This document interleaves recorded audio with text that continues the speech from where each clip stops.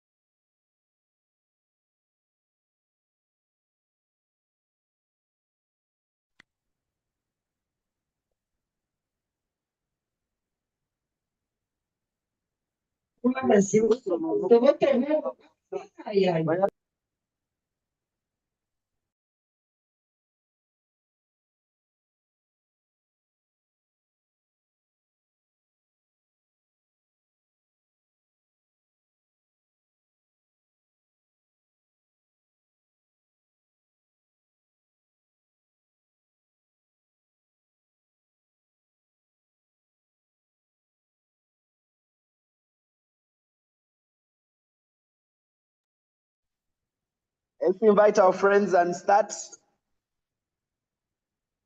I see a number of you online had moved out. Let's invite our friends to come and we start.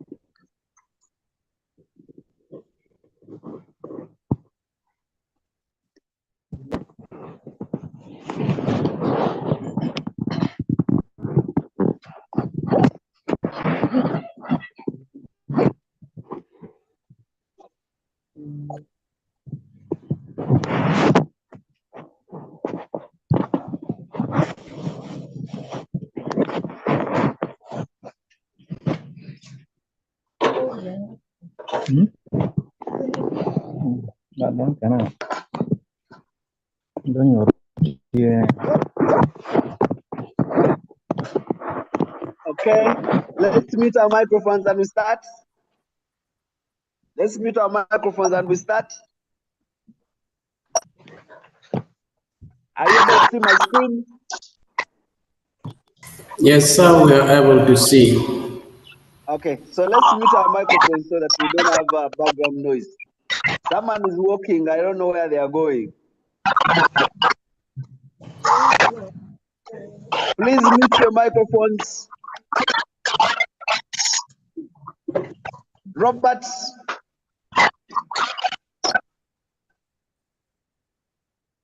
Let's mute our microphones. Okay, good. So we are resuming and welcome back from the lunch break. We are now going to look at one of the easiest, and I don't know why students find employment income hard, but I find it as one of the easiest numbers that you can actually be able to pass. Because with employment income, all they are looking for is to know whether an item is taxable or not taxable. Because there are only two ways that whatever you receive from your employer, it is either taxable or not taxable. So you receive so many things from your employers, including those that are paid in kind and include those that are paid in cash. So whatever expenditure that your employer makes on you, whether it is in kind or in cash, will definitely result into a benefit, and we need to know whether that benefit is taxable or not taxable. So in a situation where you're given a number on employment income, all you have to do is make sure you draw your columns. This time you only need 3 columns. 3 columns. The column for the description, we are going to be listing the items they are giving you, and then deciding whether an amount is taxable or not taxable. And if it is taxable, put the figure that is taxable in the amount column. And then the items that are not taxable, don't ignore them, because they are also marks for you saying that it is not taxable. And when you say it is not taxable, please put 0, because I don't want you to put non-taxable and then you go ahead and put the amount and then you aggregate it with the amount that is taxable. Remember, we are trying to aggregate, and in this number you're either going to be doing it for a month or for a year. So when you're reading the question, be sure that you're dealing with, you're calculating pay as you earn for a month, or you're calculating for a year. I have seen students knowing what to do, but they have asked you for a year, and then you only pick the items the way they are paid on a monthly basis without multiplying by 12. So there are items that are paid on a monthly basis. If you're calculating for a year, you must multiply by 12. If it is on a monthly basis, then you don't need to multiply by 12. Now, step number 1 is to be able to know the items, whether they are taxable or not taxable. Step number 2 is to aggregate all the items that were taxable so that you're able to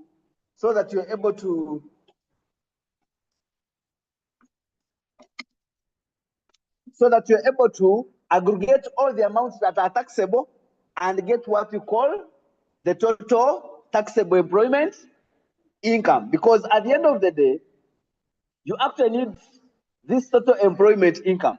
But this total employment income is that you have aggregated all the things that you said are taxable together with their amounts.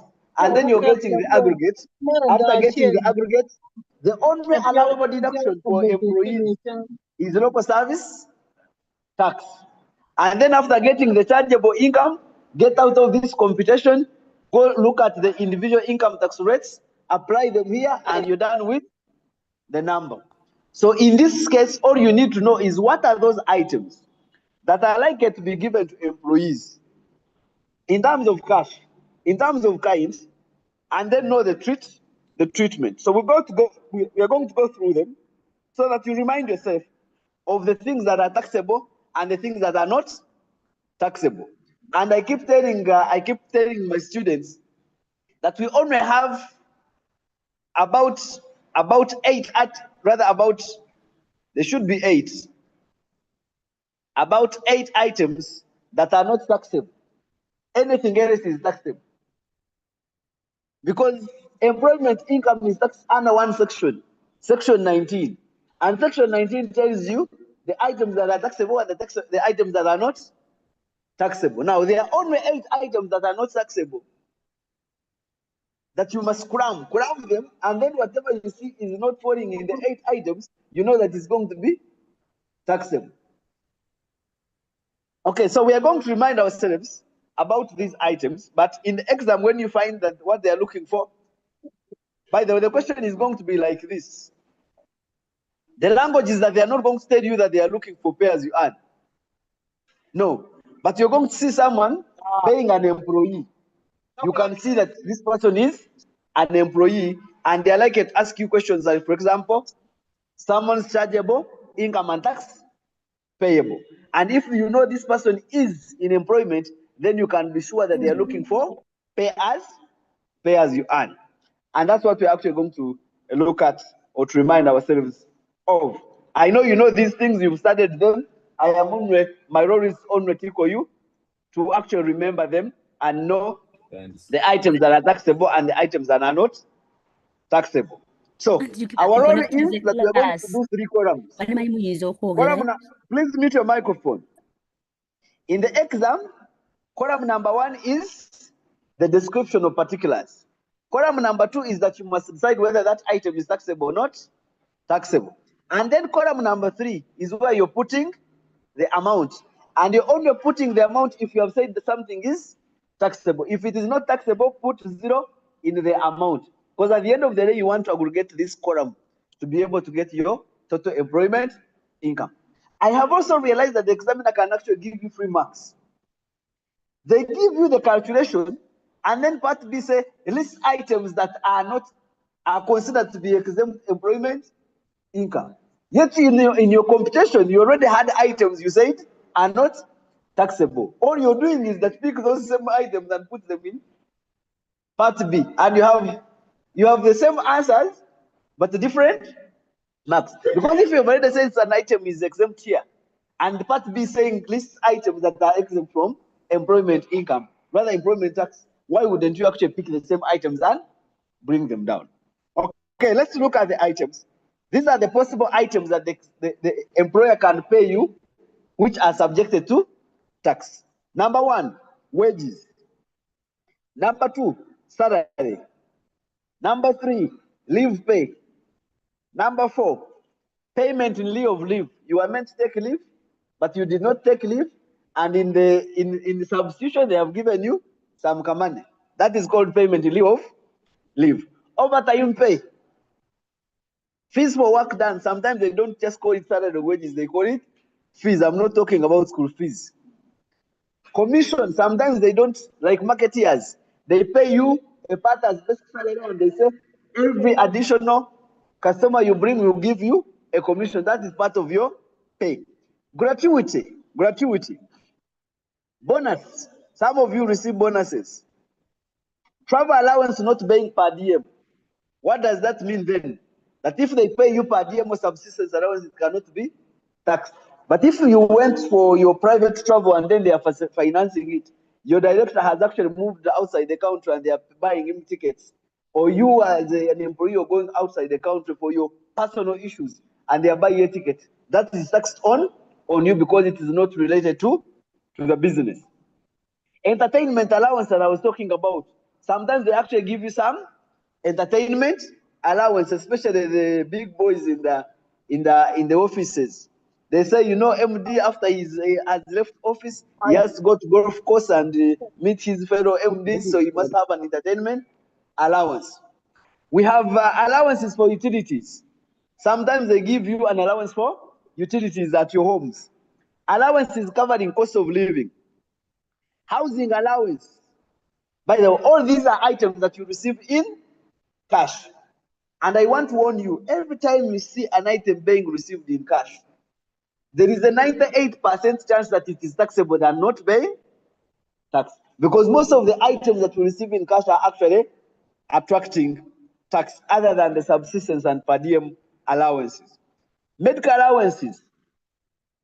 There's a difference between medical allowance and medical insurance or reimbursement of medical expenses.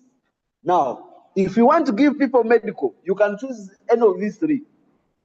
You can either give them an allowance, that part of their pay there is an allowance for medical, or you can give them a medical insurance, or you can tell them every time you go to hospital and you're sick, you bring the bills and we pay for those bills. Now, the two are taxable, rather the two are not taxable. One is taxable. What is taxable? When they give you medical allowance.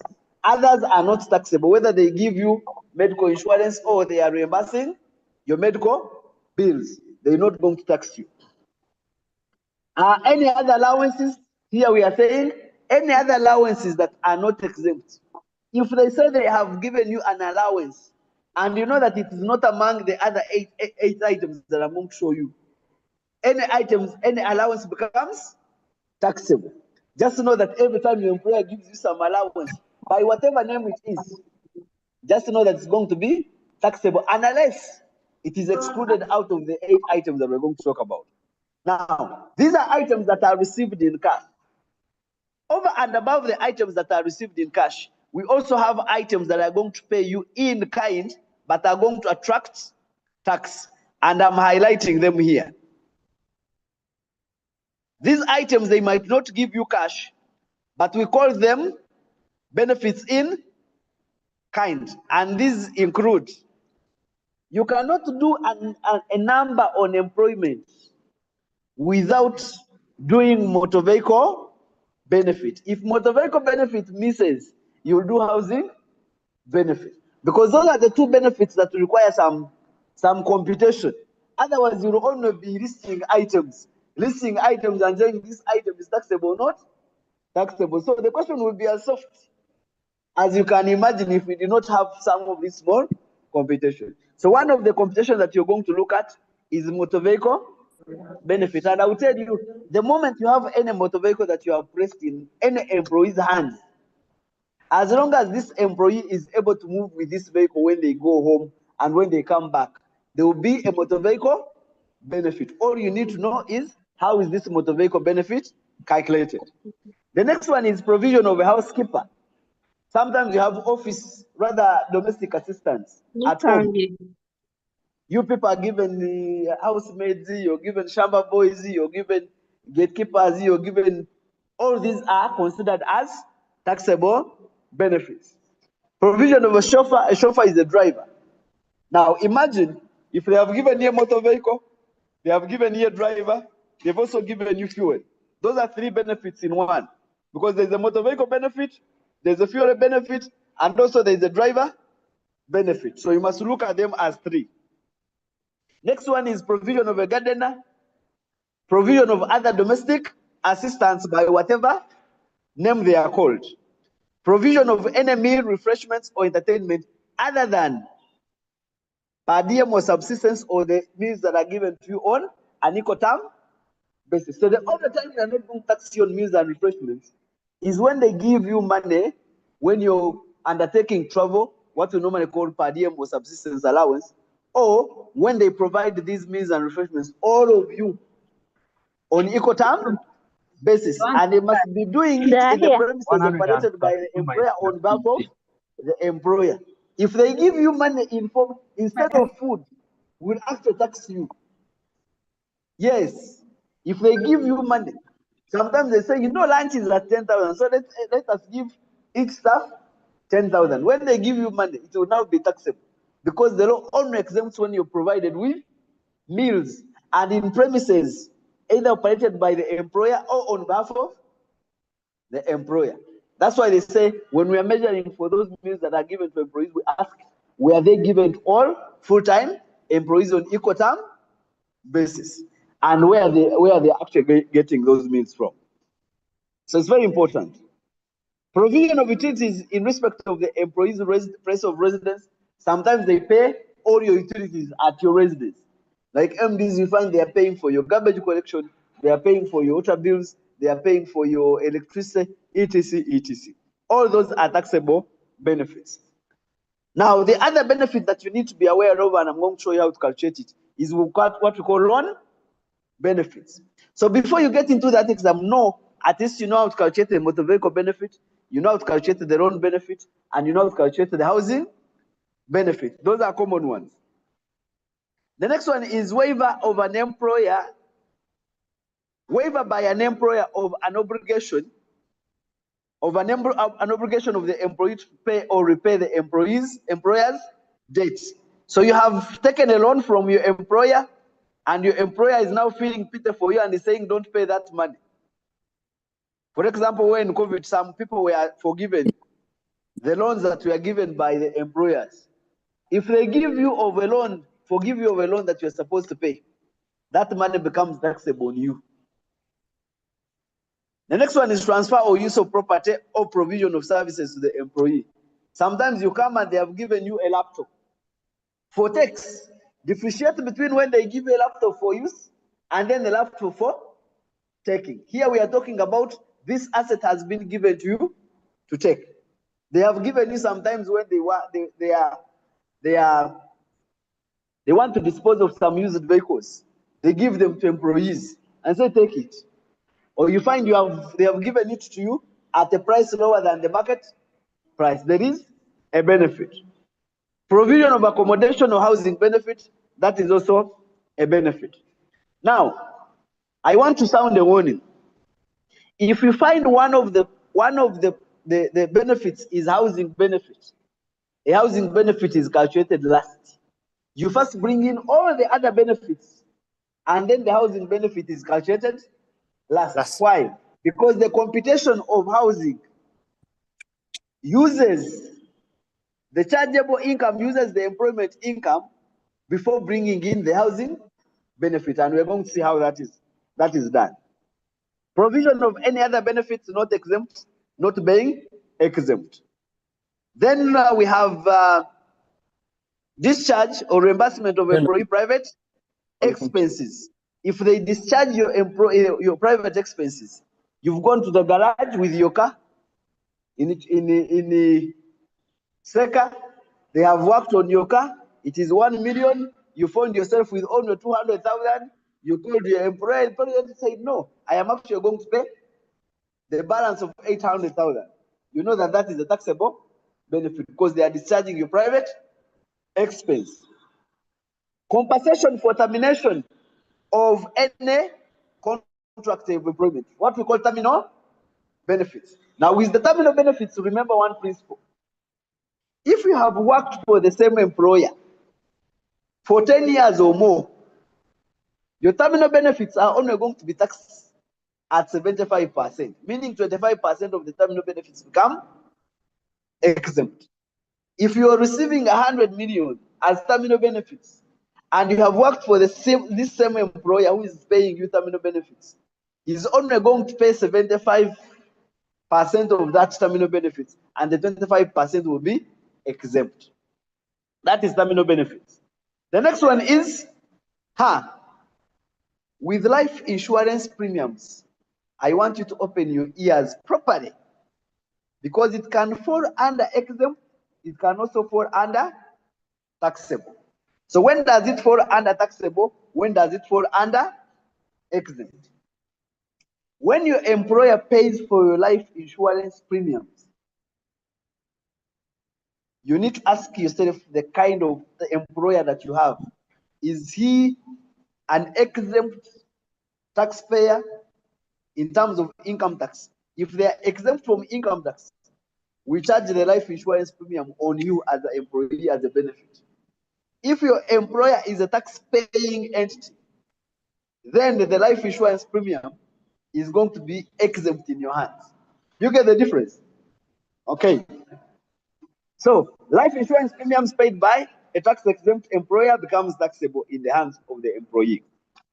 Payment or consideration for the employee's agreement to any condition or change in the conditions of employment. In the exam, they will tell you you have been paid hardship allowance, or sometimes they call it hard to reach allowance. Sometimes they call it disturbance allowance. So when you see such allowances, disturbance allowance, hardship allowance, or hard to reach allowances, sometimes they have pushed you outside the city. And they say anyone who gets out of the city 200 kilometers outside the city, we are going to give them an allowance. That becomes taxable. The next one is value of shares exceeding consideration paid by an employee in share acquisition scheme. Most of you are employed by employers who provide for what we call share acquisition schemes, where they tell you, because you're a good employee, because you're committed, we are going to give you shares in this company. So there are three things that you must look out for when it is a share acquisition scheme. Number one, they have given you shares. Number two, they have promised to give you shares. And that promise is called a share option or a share right. And sometimes when they have given you that share option, you can choose to dispose it off to someone else. So remember these three things in share acquisition schemes. When they give you shares, but they have given you these shares at a price lower than the market price of the shares, there is a benefit. The company's shares are at 200 shillings. But you as an employee, because they want to give you a benefit, they have given them to you at 100, meaning the benefit is 50 not so. That's the benefit. That's when they have given you shares. The second way is that they are not giving you shares, but they are promising to give you shares. Under accounting, we call those share options. We call those share rights, that they have given you rights. They have given you an option. They are not giving you shares now, but they are promising to give you now. In accounting, those are financial instruments and therefore they have a value. That promise has a value, and you can also dispose it off to someone else. Now, when they just give you the right, when they just give you the option, but you have not yet disposed it off, that option does not attract tax. It still becomes exempt. But if you go ahead and dispose of that right to someone else, that gain that you get from disposing of a share option or share right is what we tax. So with share acquisition schemes, we tax you on only two ends, and we don't tax you on one. The ones that we tax you is when they have given you actual shares, but they have given you at a lower price. Or they have given you share options, and you have you decided to sell them or dispose them at a gain. If they have just given you share options and you've not sold them, there is no tax on them. Now, this is what I was explaining. The gain by an employee on disposal of a right or option to acquire shares in a share acquisition scheme. So these items, how many are they? These ones can be as many as you can imagine. That's why I told you as a student, cram these 8 that I'm now talking about, I'm going to talk about. Because these 8 are the ones that are exempt. It means if you're able to remember these 8 that are exempt, anything else becomes taxable. So what are these 8? Number 1, and this one is very common, the cost of passage to and from Uganda in respect of employees' appointment or termination of employment. What does that mean? When you're doing a number of employment and you discover that the person they employed is an expatriate, if you discover that the person you're dealing with is an expatriate, meaning they picked him outside Uganda, the law has given employers an exception that when you actually get someone outside Uganda, you're meant to bring them to Uganda by incurring certain costs on them called relocation costs. When they are coming, you're going to buy them tickets with their families. You're going to actually incur the cost of them coming to Uganda.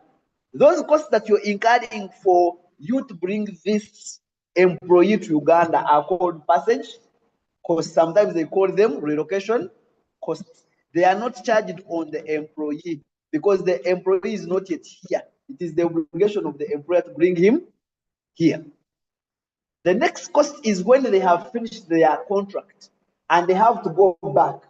You're also the one supposed to meet their cost of going back. So the cost of coming for the first time and when they are going back finally is called passage costs. Sometimes in the exam it's called relocation costs, and they do not attach a benefit to the employee.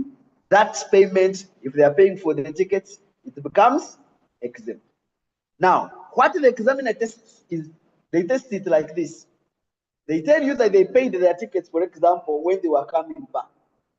But during the contract, they also tell you that they have paid for their tickets when they were going for holiday or check on their families. That in between cost of their travel is a benefit to the employee. What is not a benefit is when they are coming in and when they are finally leaving. But if you meet their costs as they are going to visit their families, you're buying tickets, you're the one facilitating their holiday, that is a benefit to the employees. Do you get the difference? Please make sure you learn employment income is one of the easiest numbers that you can get all the points. Number 2, reimbursement or discharge of employees' medical expenses, including a premium or other amount paid for medical insurance. So, if they pay back your bills of the hospital, it is not a benefit. If they put you on medical insurance, including your family members, it's not a benefit. And when they talk about medical insurance, they could also mean group personal accident insurance. They could also mean what we call workman's compensation. So all those are insurance. They are not going to tax it on the employee. I talked about life insurance. Life insurance premiums other than that paid by a tax exempt employer. If your employer is pays tax. If they pay for your life insurance, it is not a taxable benefit. It is only when they are exempt from tax that you can actually derive a benefit. Per diems, that is allowance for accommodation, travel expenses, meals, and refreshments while undertaking travel in performing employment activities. When they pay you per diem, or what we call subsistence allowance, that is not taxable on the employee. Then meals or refreshments, all full-time employees on equal term basis. When they give you those meals, they cannot tax you on them. Next is any benefits that is below 10,000 a month. If they give you any benefit that is below 10,000 a month, it is not a taxable benefit. Sometimes they give you airtime of 5K, they give you some chocolates, and you find the value does not reach 10,000. It doesn't matter whether you have to get them for a whole year, it's more than 10,000. As long as on a monthly basis it's not 10,000, then it will not be a taxable benefit. Next is contribution or similar payment by employer made to a retirement fund, e.g. the 10% NSSF contribution. When the employer makes a contribution to your retirement fund, that contribution is not taxable. Whether they are contributing to your NSSF, whether they are contributing to your provident fund, whether they are contributing to any type of retirement fund, that contribution by the employer is not a taxable benefit. I had explained the one of the value of the right or option to acquire shares granted to an employee under an employee share acquisition scheme. And that marks the list of the exempt employment income, or what we call the employment income that is not taxable. Now, we are going to look at a few formulas of some of the benefits that we are actually looking at. But basically speaking, all the examiner wants you to know is pick an item and tell whether it is taxable or not taxable. And I told you the trick is pick these 8, and if an expense does not fall under these 8, then you know that the likelihood of it being taxable is very, very high, because the law has specifically picked. Now, there's one item that is not in section 19, but rather is in section 21, and that is pension. Pension is not taxable. There are 3 things that students confuse: pension, gratuity, and terminal benefits. Out of those 3, it is only one that is not taxable, and that is pension.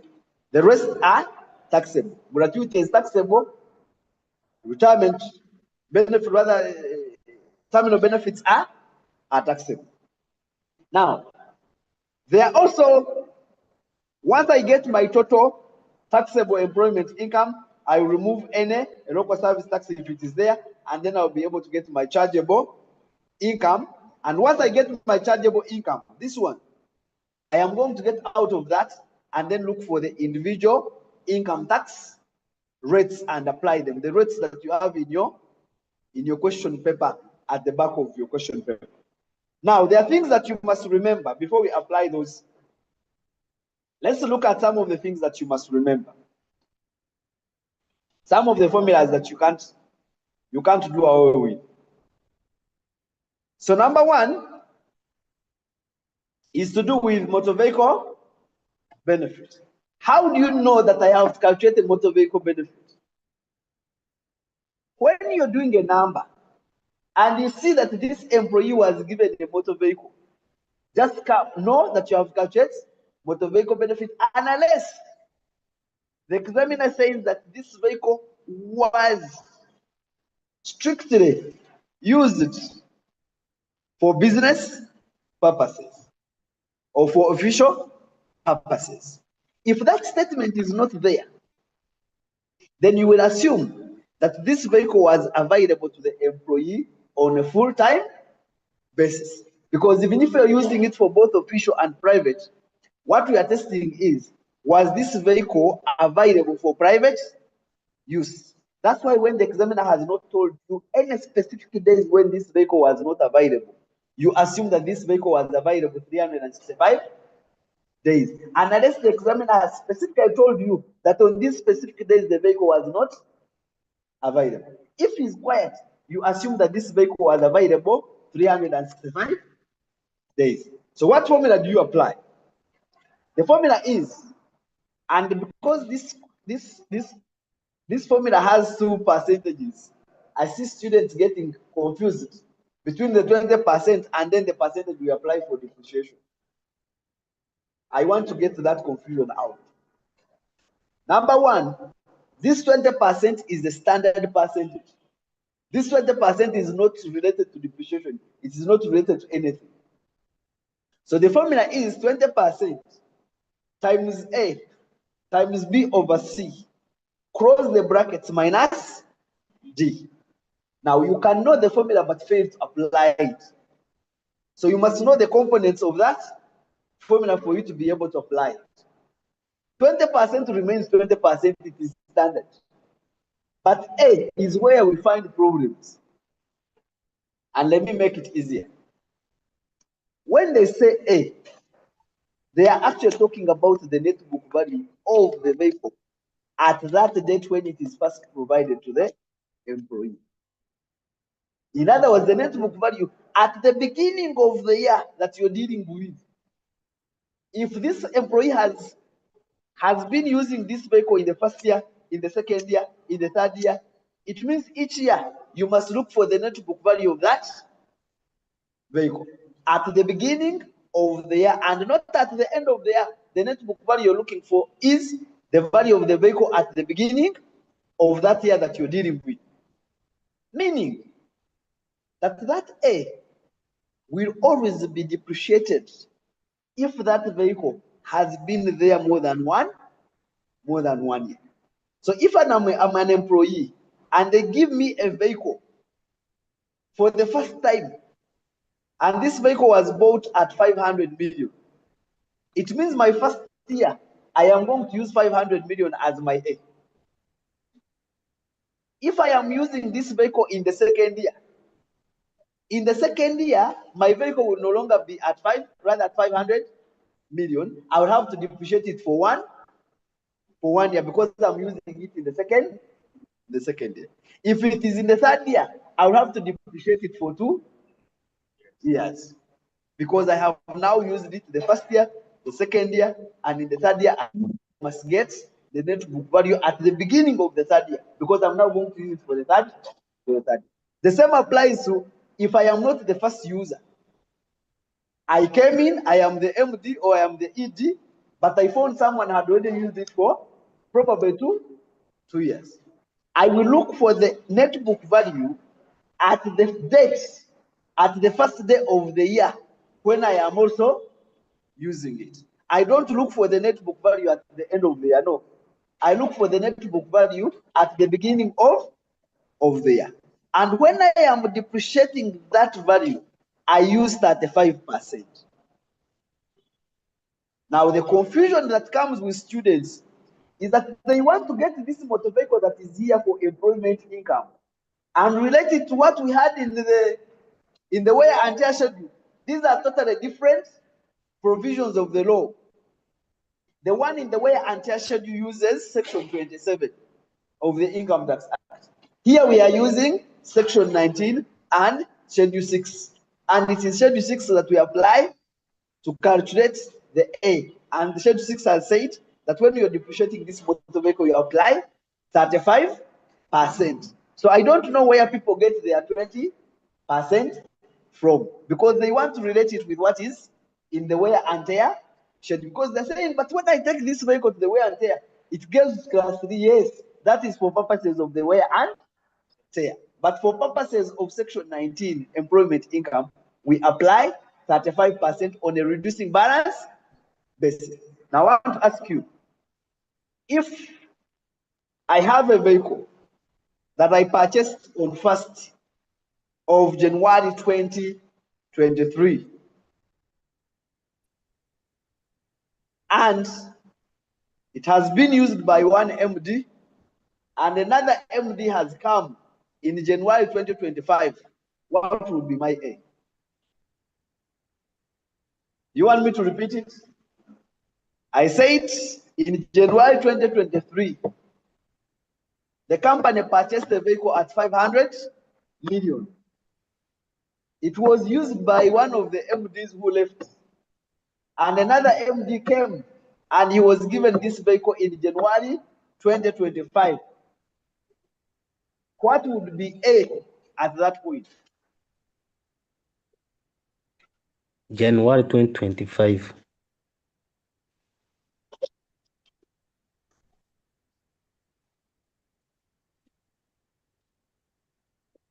You will first The net depreciate book the value vehicle as of in January 2024, then you get the net book Just value. calculate and Then give me in the again answer. 2025, Is then in again 2025, 113, 750.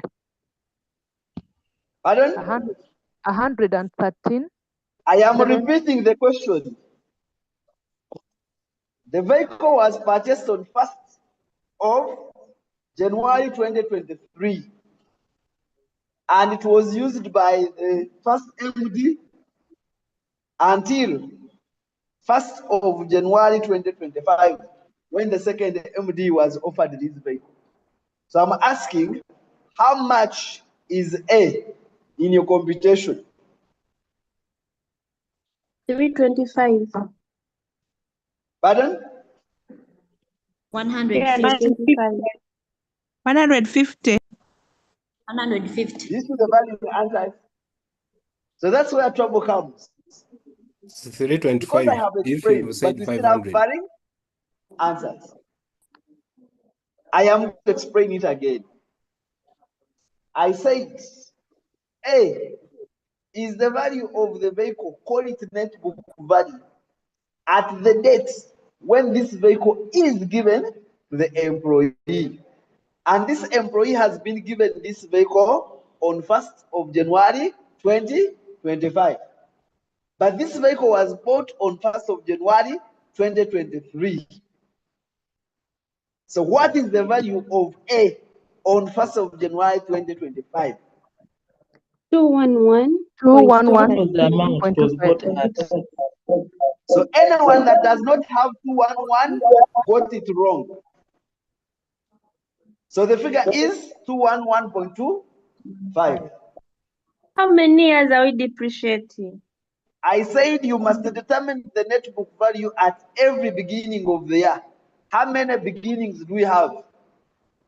2. What was the purchase cost? Because on 1st of January 2023, what was the value of that vehicle?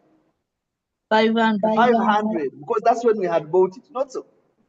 So we get to the 1st of January 2024. What is the value of the vehicle? 325. It means you're depreciating it for 1 year, not so. But you must also define the net book value on 1st of January 2025, meaning you're depreciating it for 2. Yes. 2 years, understood. That's why I want you to master that, because most of the students mess it up there. You must look for the net book value at the beginning of the year when this person received the vehicle. Even if it is the same person but has been using it every year. Each year you must calculate the A by depreciating that motor vehicle using reducing balance basis and using the rate of 35%. Now the shortcut is, if you know that I'm going to depreciate it for 2 years, if it is 1 year, I get the cost times 0.65. That is for 1 year. If it is 2 years, I get the cost times 0.65 times 0.65. If it is 3 years, I get this cost times 0.65 times 0.65 times 0.65. Remember, 65 is the net book value that you're looking for. Instead of wasting time to first go and get the cost, first remove depreciation, get the net book value, and then again remove it. That is a long process. You don't have that time. Someone who is multiplying by 0.65 gets the net book value immediately without having to go through the depreciation. So that is A.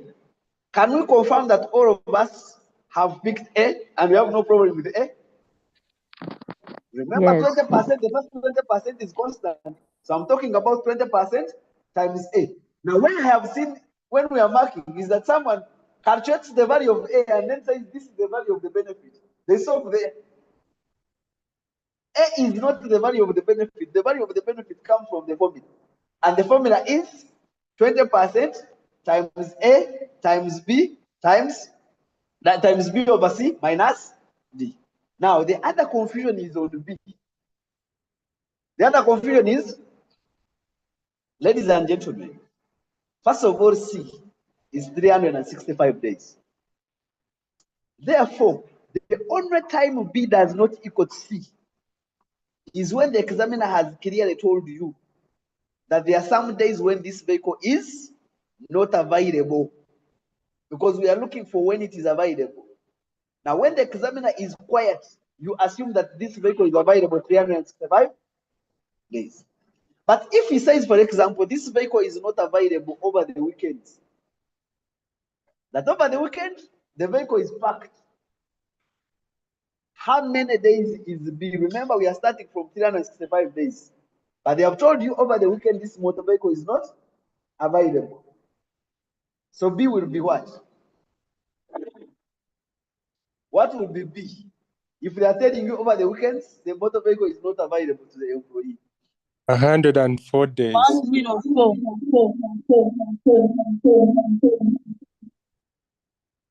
So what would be? B would be 104. B would be what? 104 days. 264. We are looking, B is the number of days it is available, not when it is not available. Now, the one giving me 104, you're giving me the days when it is not available. 261. B is the time, is the number of days it is.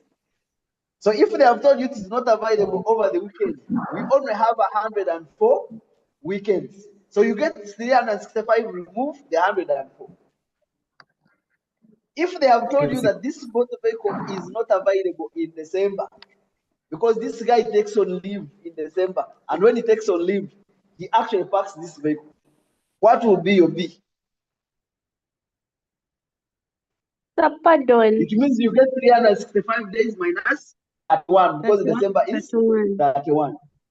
334. Sometimes they can also tell you that this vehicle goes to the garage one day in every month. 1 day in every month. So how many days does it go to the garage? 12 days. So if you remove 12 days from the 365 days, you get your P. In simple terms, P is the number of days this vehicle is available for private use. And I've told you, if the examiner says nothing, it means that vehicle is available 365 days. You only reduce that B if the examiner has specifically told you that that vehicle is not available. C is constant. C is 365 days. And then you must cross the bracket before you remove D. What is D? D is the contribution made by the employee for that benefit. If the employee has not made any contribution, D will always be 0. If the employee has made any contribution, you actually remove that contribution. Are we together? Do we have any problem to do with motor vehicle benefit? It will come. It will come, and if you mess it up, don't say I did not tell you. Okay, let's get to the next one. Yes. Council, is there Yes. a scenario where they can tell you that the vehicle is depreciated on straight line? No. It's The always depreciation of the motor vehicle is the principle of the law. So it cannot be dictated by the exam.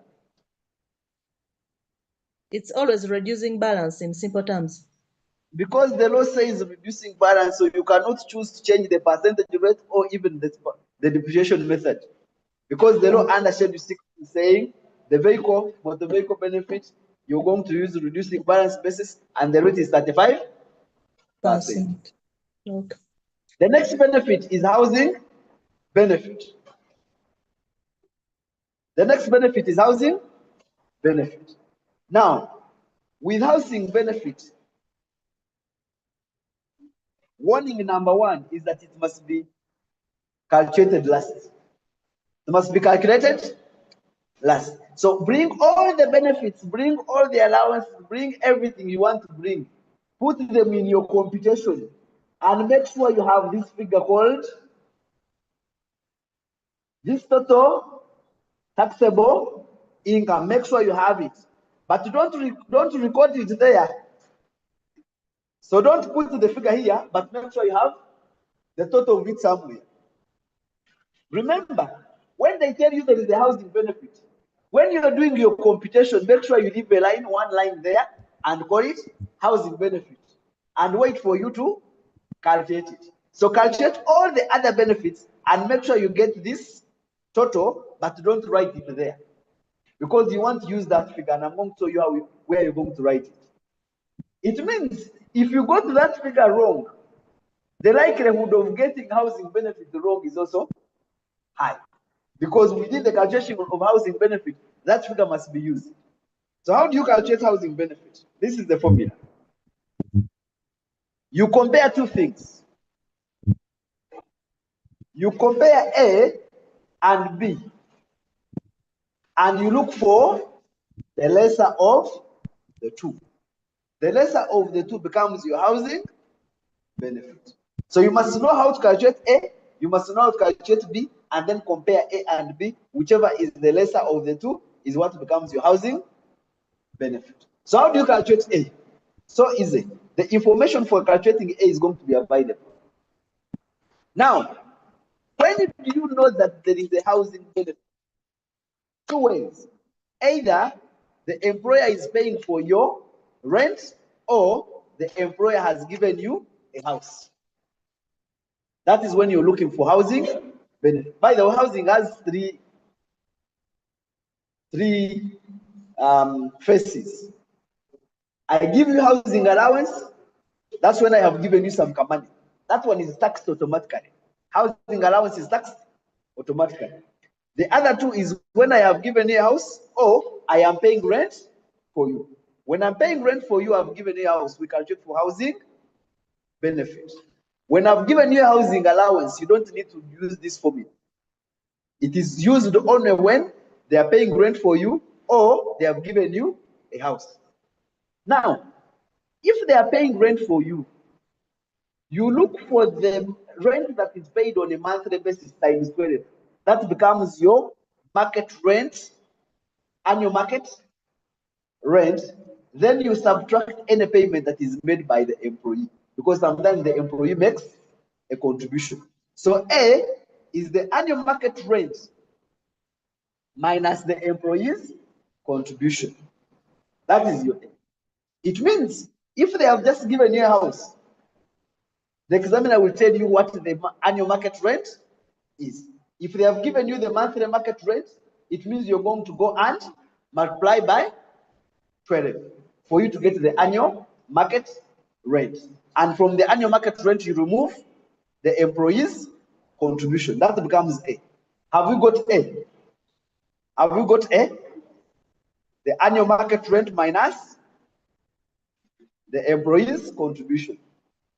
If they have told you they are paying rent for you and it's on a monthly basis, get that monthly rent times 12 before you remove the employee's contribution.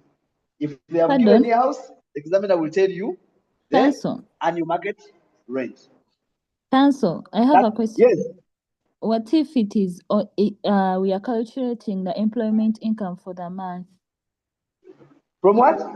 For the month, not annual. You will still calculate it on annual basis and then divide by 12. Just like motor vehicle. Even motor vehicle, even if you're calculating a number for the month, you first calculate it as if it's a year and then divide by 12. All those benefits, because they have certain percentages in them, those percentages will represent a year. So you first calculate it as if it is a year and then divide by 12. Okay, so we have said A is the market rent of accommodation or housing reduced by any payment made by the employee for the benefit. And the formula is the annual market rent minus employee's contribution. That is A. When it gets to B, please pay attention to B, because students get confused on B. B is 15% times brackets. What is in brackets? this employment income that you had aggregated up here, in brackets, you put this employment income that you had aggregated there, plus the figure you calculated in A. Hello? Your B has two components. You first aggregate them together. Before you apply 15%, you first get this total employment income that you had in your calculation, the total, plus the amount that you have just calculated in A. In A here. And then that total is what you multiply by 15%. Please never multiply by 15% before you aggregate them. And what are you aggregating? The total employment income that you have in your computation plus the amount you have calculated in A, and then multiply by 15%. Once you have compared those two, get the lesser of the two. Get the lesser of the two. Once you get the lesser, take it to your tax computation and call it housing benefit. And then you can get a new total of your employment income. Do we have any question on housing benefit? Now I want to make one note. Boys' quarters do not have any benefit attached to them. Even if the examiner tricked you like how and attached a value on boys' quarters don't have any benefit. So never apply a benefit on boys' quarters because the law knows that the boys' quarters are part of the main house.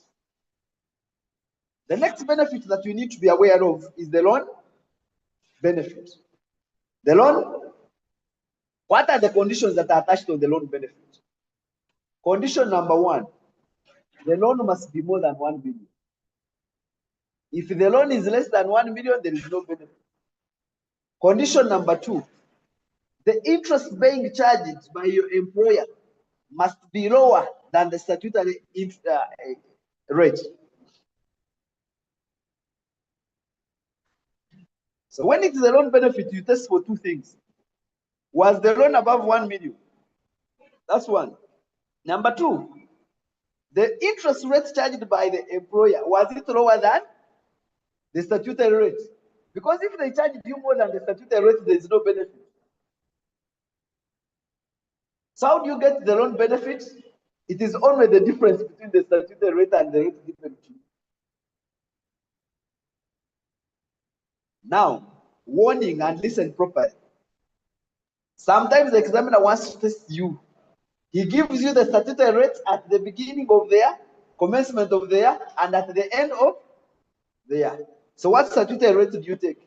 The one at the beginning of the year.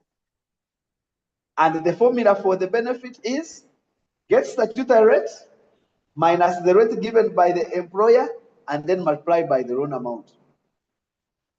Like this. This is what I'm saying.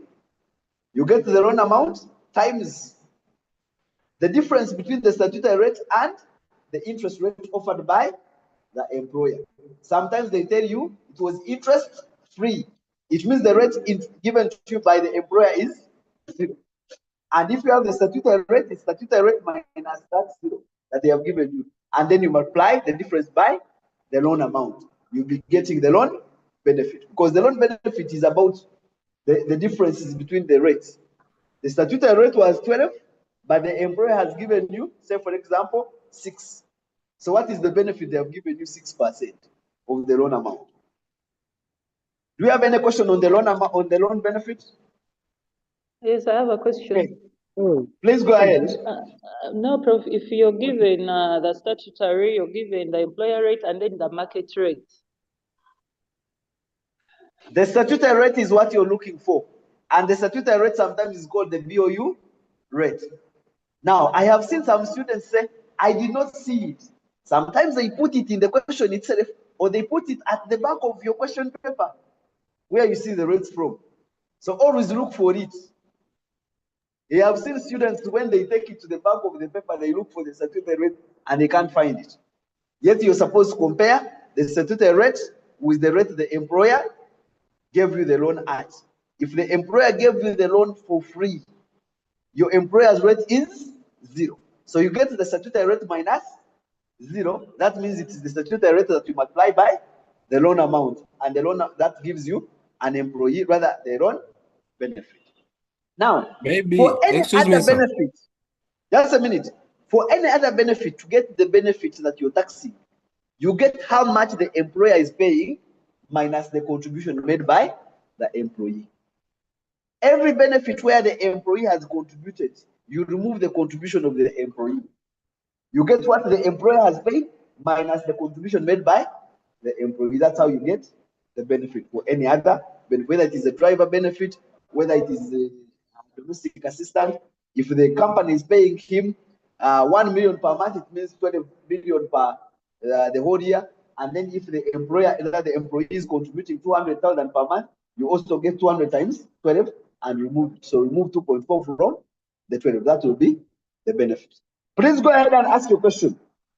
Yes, I was just asking, for example, what is the computation, or what do we do if the loan is below 1 million? Because you've only given us You do guidance for 1 nothing. million. You do nothing when the loan amount is below 1 million. There is no benefit. Okay. Okay, cancel. Yes. There is a scenarios where we didn't find, okay, in a question they didn't give us they didn't give us the interest rate, but they are giving us the statutory rate. What do we do? Are we taking That means the interest rate of the the employer is statutory zero. rate? So we use the statutory rate. Yes, because you're saying most of the loans that they will give you, they will be interest-free loans.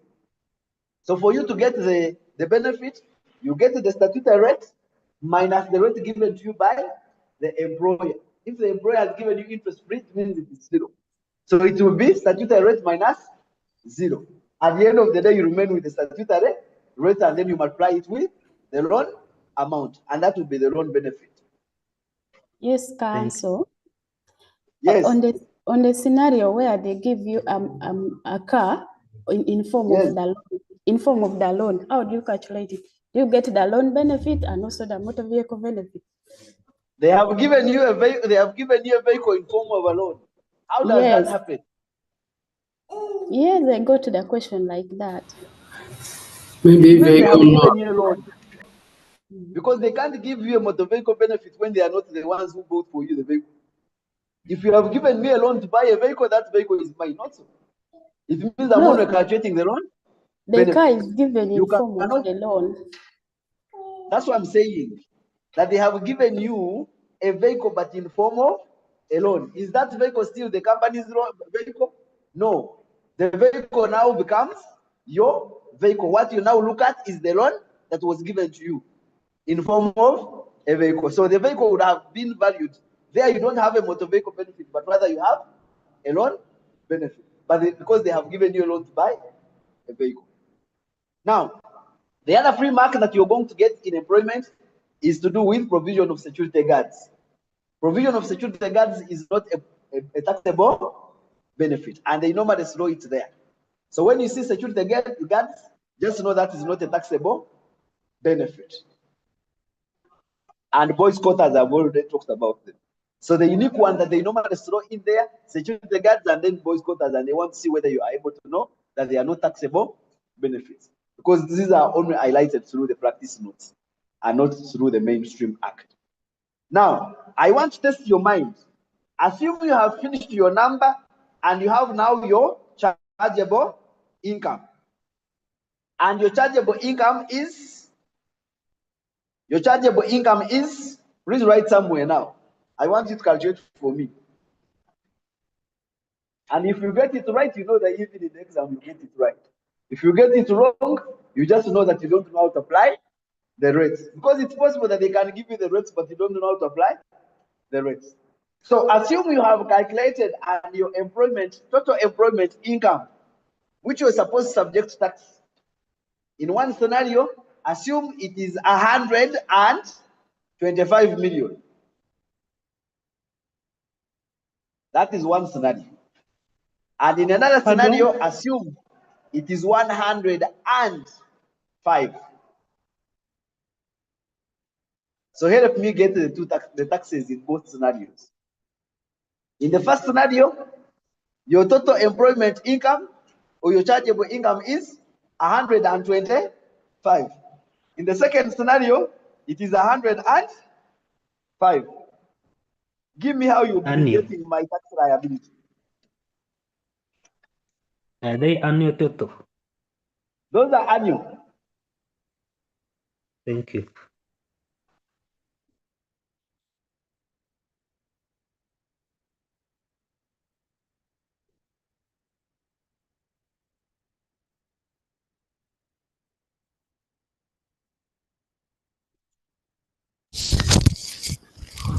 Are they residents or non-residents? They are residents.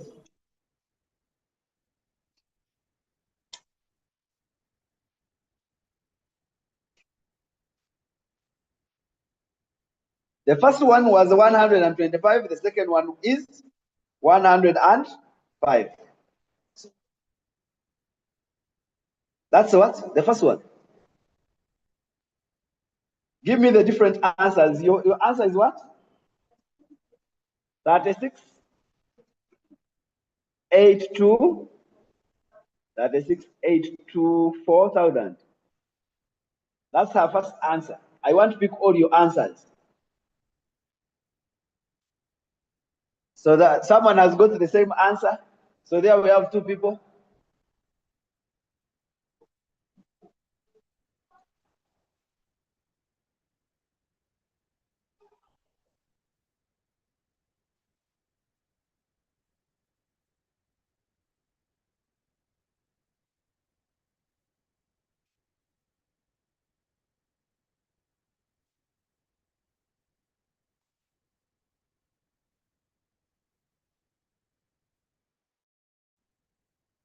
The second one is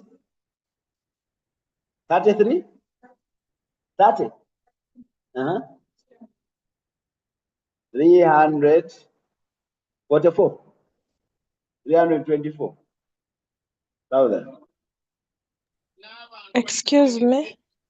Yes, you excuse. Thank you for the discussion. I have some small question. Under which circumstance do we reduce the number of months for an employee? Like you find during his term of employment, maybe he was taken for a training, maybe for 30 days. So do we reduce to 11 or we still go for 12? As in the basic salary, what? No, when you're looking at the basic salary, you look at the period when he worked. If for a period he was not paid the salary, then you cannot calculate the salary when he was not there.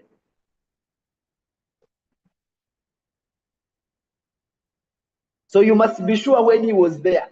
If they told you in a certain month he was not paid, then you don't include it. But usually paid, even when you go for training, they still pay you. So depending on what the exam is saying. So watch the exam and see what the examiner is telling you.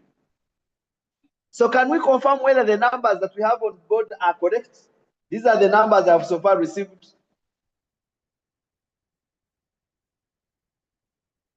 For scenario number 1, people are saying 36,824,000. For scenario number 2, people are saying 30,324,000. Is there anyone who has different figures? We have the same. We have the same. So can we be sure that everyone can apply these rates? Now, I want you to ask any other question on employment income that you think has been confusing you, and we'll move on to the next one. Council, I beg your pardon on housing benefit. I said housing benefit you use to A and B. Which of the two is confusing you? Is it A, is it B? A. A is the one A is the easiest to calculate. So what is confusing you on A? The market rate, how to get it. The market rate, the examiner is going to give you the market rate. For example, if the employer is paying rent for you, they will tell you every month they pay for you 2 million, meaning the annual market rate would be 24 million. And then from that annual market rate, you remove what the employee is contributing, if any. If he's contributing 0, then it means it will only be 24 million. If they are giving a house, it is the examiner going to give you what the market rate is. So don't worry about that. Thank you. Okay. But do you know how to apply B? The number of days. No, B in this formula. No. But I said B, we are going B to get is the 15% 15% of into brackets. employment income. The total employment income that you already have plus how much you have calculated in A. First aggregate the two before you apply 15%. Then afterwards, get the lesser of A and B. The lesser of the two is what becomes your housing benefit. Got it now? Yes. Okay. Can we move to the next one? Can we move to VAT? Okay. Council. Yes. On that very one, or the 15%, is the accommodation inclusive of the aggregate? No, because at this time you have not yet put anything in the tax computation. You don't have any accommodation, you don't have any housing in the tax computation. You're now bringing it now. You're saying the total that I have before I consider housing benefit, then plus the amount I have calculated in A. Okay. Yes, because how can you have it before you calculate it? No, I mean including the market value to add it on the other computations which I have done above. No, because in the market rent is only used in A. So just comparison with the 15%. So A, when you calculate A, we are saying you're getting the annual market rent minus the employee's contribution, and you get an answer there. But the answer you have got in the A has an impact in B, because in B, you first get the total employment income plus the amount you have calculated in A. Yes. Before you apply 15%.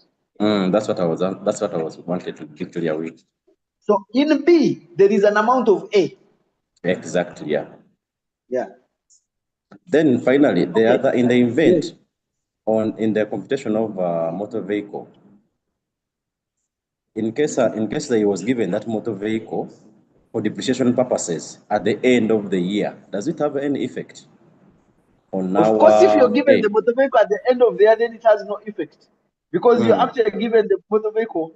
You're actually going to use. What are you going to use it in the first place? What benefit is there if they give it to you on 31st of December, yet you're calculating for 31st of December? Have you got any benefit? No. Yeah. Okay, thank you. Okay. Excuse Let's me, get Council. to the. Yes, you excuse it. I need more hint on motor vehicle benefit, where I said the motor vehicle is given to the, it's not given to the employee full time, maybe it was only for office purposes. Do we calculate motor vehicle benefit? If they say that the motor vehicle is only for official purposes, you don't calculate any motor vehicle benefit. Okay. Yeah. Thank you. You're welcome. Okay, so let's cross to VAT now. Like I said, VAT is almost also a compulsory number, because I do not expect you to have a number, the whole exam without VAT computation. Yes, you excuse me. On what? Local service tax is collected by the municipal councils and local councils.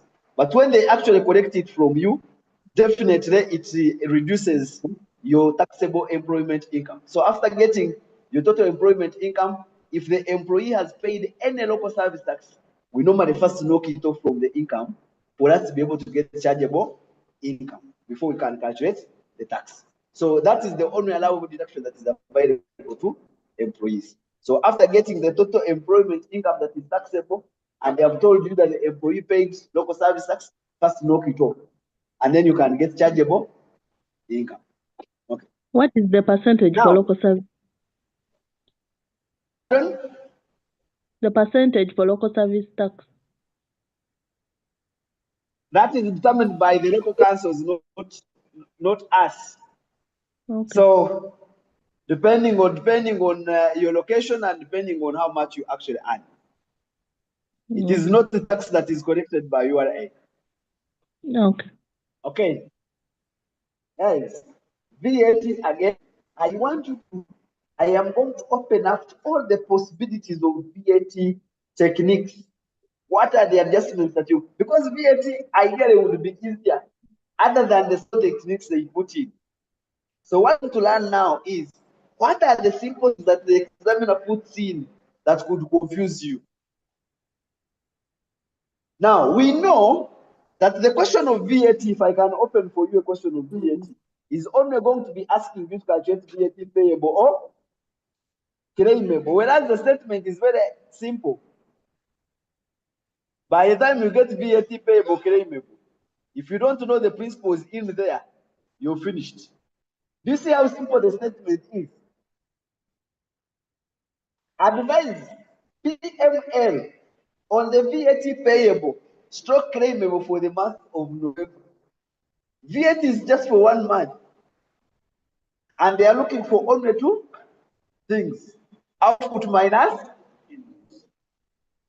The challenge is that output and input also have specific adjustments. These are the adjustments that you must understand. Now, how does the formula, or what formula do you want to use for you to be able to get your VAT correct? This is the formula. Remember, we are looking for the VAT payable or claimable, if I can expand this.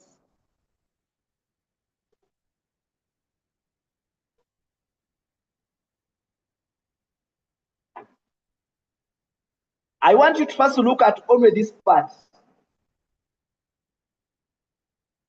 This part says, this is the summary of what you're going to do. In other words, this is what the examiner wants you to get as the answer. The others are just workings. But those ones must boil down to this. For you to get VAT payable claimable, you get output VAT minus input VAT. That is all. Output VAT minus input VAT.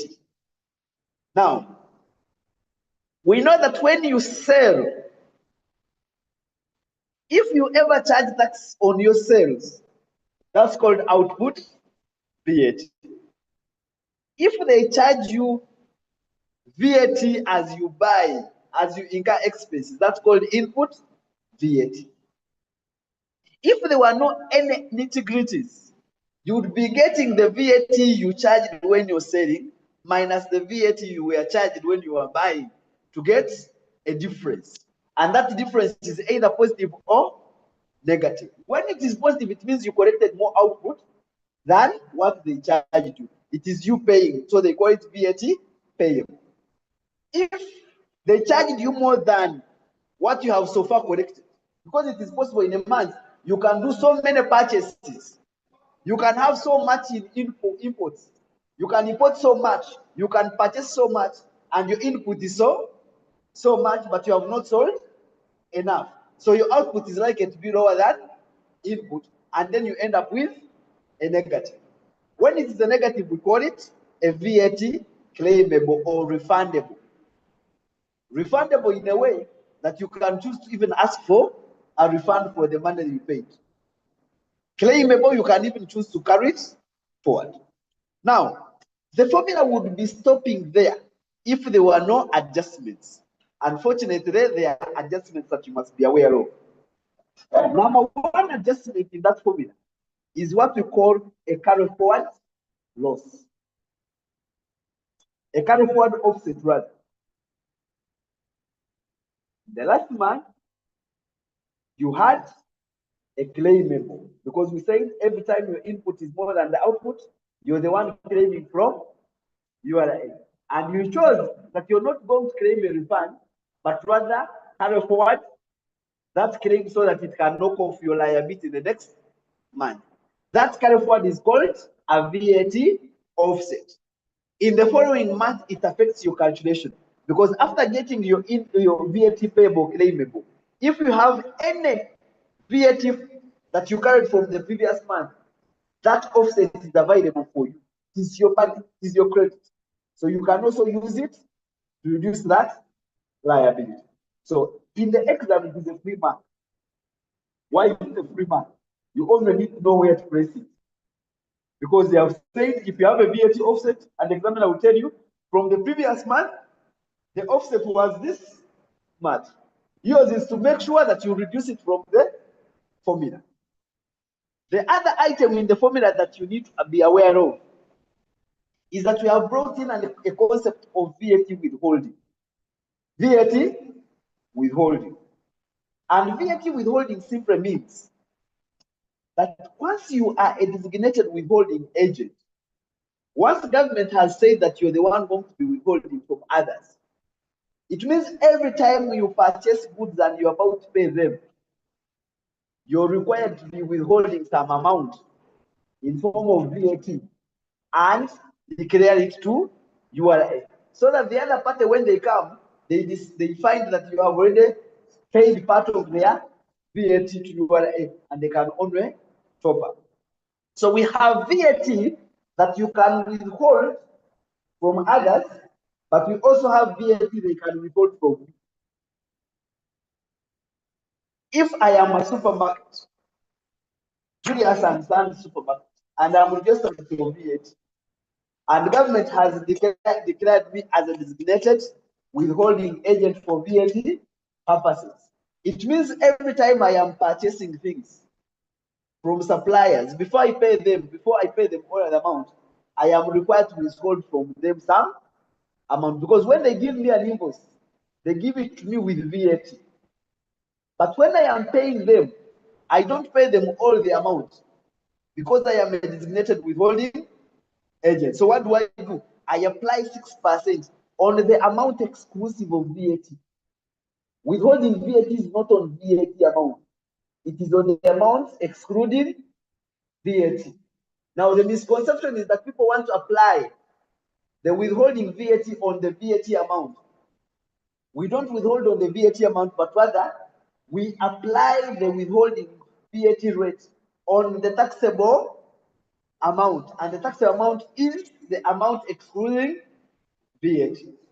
Now, it's possible that I am withholding from others, but it is also possible that others could also withhold from me. Now, when they tell you that you're withholding agent, it means you're going to be withholding on your suppliers. When they tell you that your clients are withholding agents and for you, you're not exempted from withholding tax, it means your clients are also going to withhold from.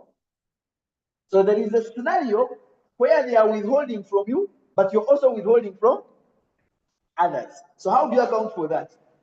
When you withhold from others, it is you to declare it. Your meaning comes as a positive. You're the one declaring it. That's why we are adding it on your liability. When they have withheld from you, it is the credit to you because you're the one who paid. So we have what we are adding withholding VAT payable, what you withheld from suppliers, or withholding tax claimable, what customers withheld from you in the previous month. So the adjustments we have are 3 adjustments.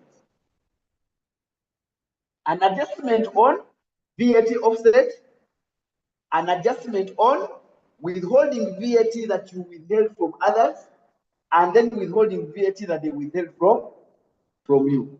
What you withheld from others is the positive because you're the one declaring it. What they withheld from you is the negative because they charged you already paid some VAT. So watch out for any withholding VAT. How do you compute withholding VAT? We get 6% times the amount excluding VAT. So we apply it on the exclusive amount. Now I want to break each item of output and input to tell you what you should watch out for. And we're going to start with output. Remember we said output VAT is on sales. Is it on all sales? No. So the starting point is for every sale that was made, you must be able to see whether it falls under, I think there are about 3 or 4 things. Every sale that I make, it is either standard rated. When you decide that this item is standard rated, it means you're going to charge VAT on it. Or it is zero rated. The moment you say it is zero rated, you're going to charge VAT on it, but at 0%, meaning there's not going to be any amount on it in terms of VAT. The moment you say that an item is exempt, it means you're not going to charge any VAT, and therefore the result will be 0 as well. On top of standard rated, zero rated, and exempt, there are also other items which require you to understand. For example, there are sales that you can make that we are calling deemed VAT sales. So how do you know in the exam that this transaction that I made, this sale was a deemed VAT transaction? So let's break one by one. Now, the items that we call zero rated and exempt are in a schedule, and you must know. You must know these ones are exempt, and therefore I'm not going to apply VAT on them. The ones that are standard rated means are the ones that are not in the third schedule and the fourth schedule. So I've actually picked out items that are zero rated and items that are exempt, meaning any other items become standard rated. And when it is standard rated, the language that you're going to use, the amount that they have given you, is either going to be inclusive or exclusive. When you know that an item is standard rated by the amount they have given you is exclusive, how do you get the output? VAT. Because the output VAT is the VAT component in that amount. When they say the amount is exclusive, you multiply that amount by 18%. When they tell you the amount is inclusive, you multiply that amount by 18 out of 118. I am still on the basic principles, and then you can see the formulas. So remember, for all purchases and sales, the language they are going to use is that the amounts are inclusive or exclusive where applicable. They are VAT inclusive or exclusive where applicable. When they say the amount is inclusive, it means that amount they have given you, there is an element of VAT. So how do I remove it? By multiplying that amount with what we call the VAT fraction. The VAT fraction is 18 out of 118. That is when the amount is inclusive. When the amount is exclusive, you multiply the amount by 18%. And that applies both the sales and also the purchases. The other item that you need to be aware of when it comes to sales is the timing. Please pay attention to this. The timing of the transactions is very, very important. How important? There's what we call time of supply. And I've seen the examiner test it so much. They tell you a transaction happened. Either there was payment, but there was no delivery, or there was no invoice. Or there was invoice, but there was no payment, no there was delivery or performance. Or there was performance, but there was no payment, or there was no invoice. What are they to say? We report a transaction at the earliest of the three. Whatever happens first, defines the time of supply. Number one, invoice date. Number two, payment date. Number three, performance or delivery date. If any of the three happens first, VAT is due. So if there is a transaction, I have made a sale, but I haven't invoiced for it, or I haven't delivered the goods, but someone already paid. What you would call payment in advance. Even if it is a payment in advance, VAT is due in that month when you receive the payment. Why? Because we are saying when these three events, one of them happens, either performance or delivery, payment, or invoice. It means if any of them happens, we calculate for VAT. It's not like in income tax. You know, in income tax, when you receive income in advance, it does not get taxed until you have performed. But in VAT, when you receive a payment in advance, it becomes taxable because of the principle of the time of supply. And the time of supply is the earliest of payment date, delivery date, or invoice date. So when they tell you that some things were sold on credit, it doesn't matter. Was there invoicing? Was there payment? Was there delivery? If anything happened in that month, it means the VAT is due and you must calculate it.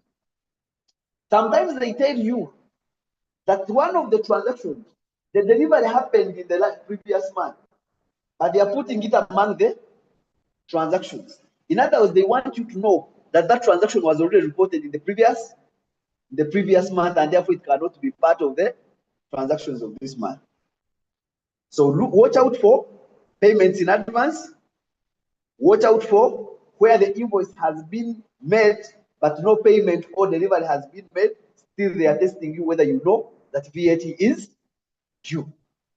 Then also watch out where there is a contract, but no work has been done, no invoicing has been done, or no payment has been.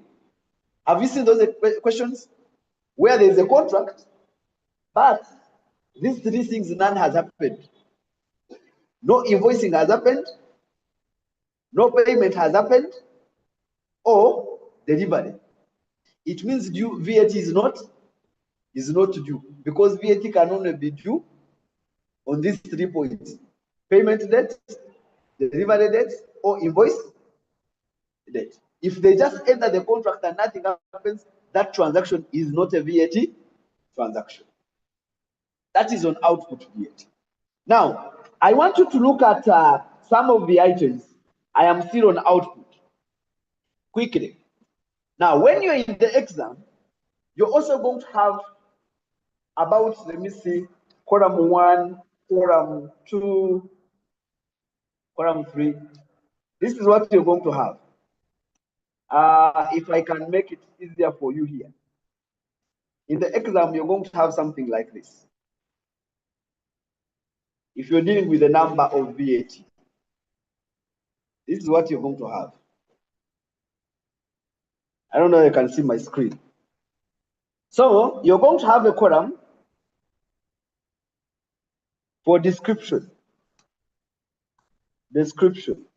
or particulars, and actually have particulars.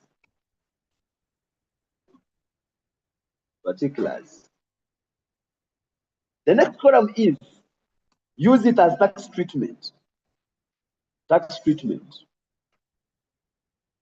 Have your column as amount. Now, if they are sales, you can actually say, you must decide whether, sorry.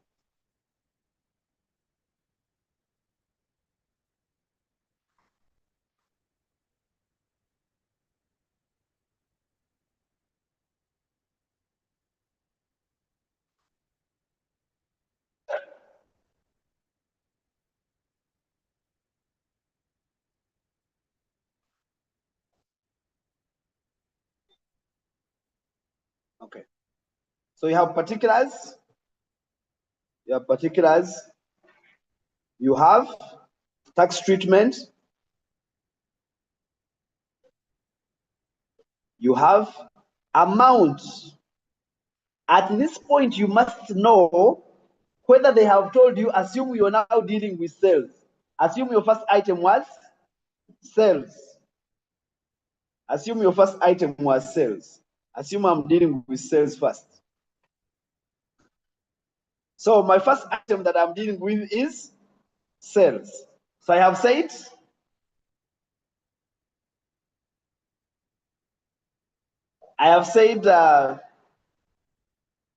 what's wrong with my computer?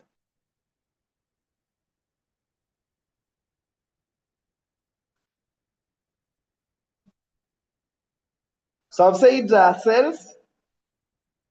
Are you able to see my computer? I need to expand it.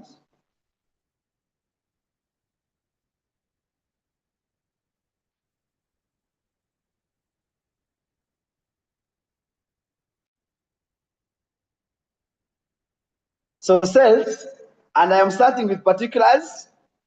Particulars. I am saying tax treatment. Tax treatment. And the next thing is, I need to ask whether they have told me my sales are inclusive or exclusive. It is at this time when I say amount, inclusive of VAT. That is when they have told me that the sales are inclusive of VAT. The moment I say VAT inclusive, it means the next thing I will put here is that I will put the VAT fraction. I'll put the VAT fraction, and that can help me get the VAT amount.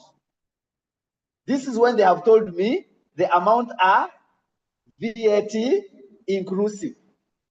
If they have told me that the amount are VAT exclusive, I will write VAT exclusive, amount exclusive of VAT.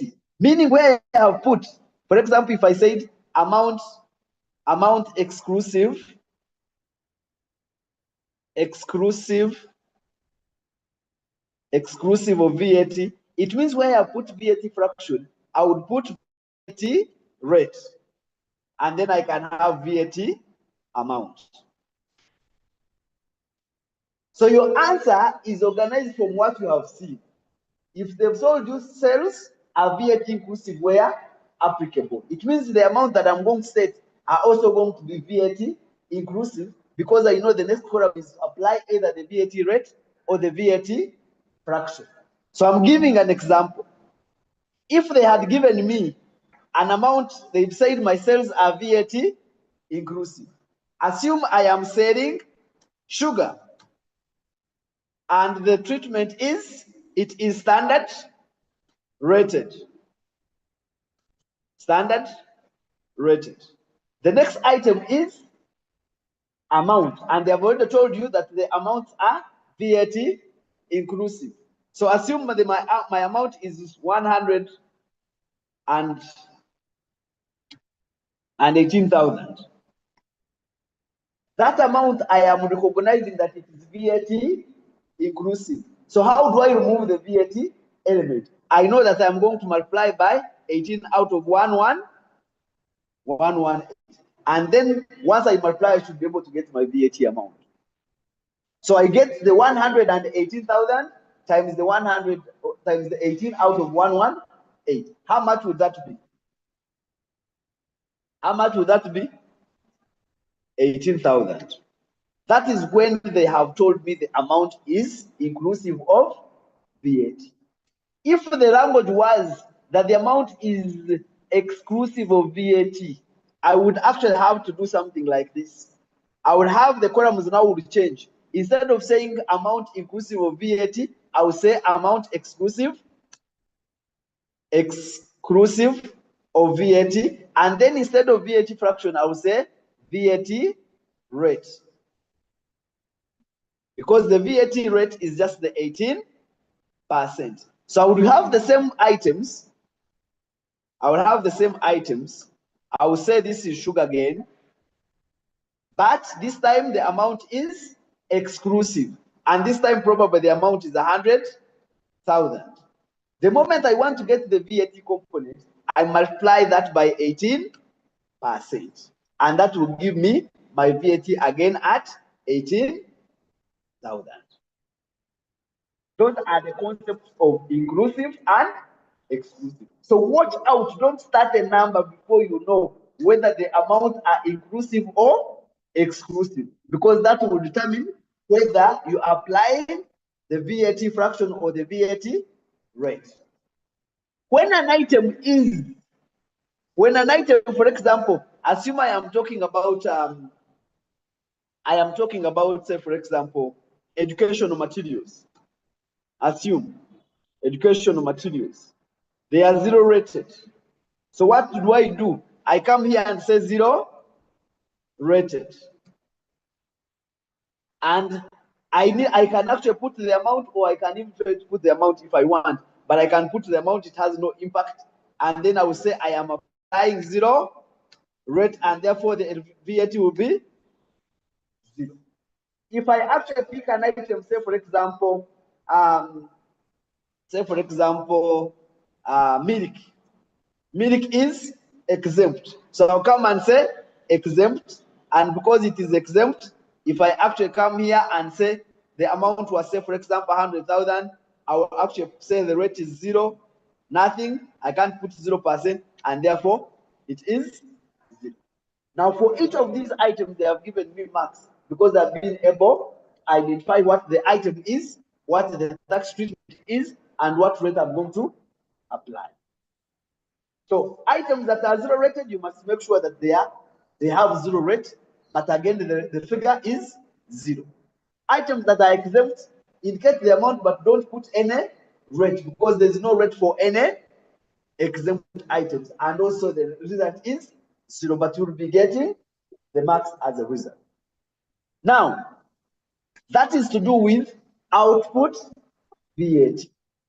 The only adjustments you need to do with output VAT, watch out for the time of supply.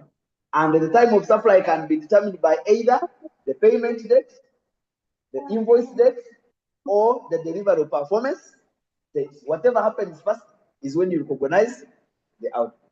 Then the categorization of either standard rated, 0 rated, or exempt. Then there is one unique categorization called deemed VAT. How do you know that it is deemed VAT? If they tell you this sale is for an aid-funded project. An aid-funded project. The moment you see aid-funded project, you know the examiner is testing you on deemed VAT. Because if I am a contractor of an aid-funded project, every sale that I make, for example, to government or to the contractor, if I'm a supplier of a contractor of aid-funded project, every sale that I make, as long as it is for the aid-funded project, I am going to charge no VAT. And the comment will be, it is deemed VAT. If I am a contractor of a licensee are the guys who are in the oil and gas sector, the petroleum sector. If I am the licensee and if I'm a contractor and making any supply to a licensee, I will subject it to deemed VAT. All the examiner wants you to do is to actually be able to indicate that that is deemed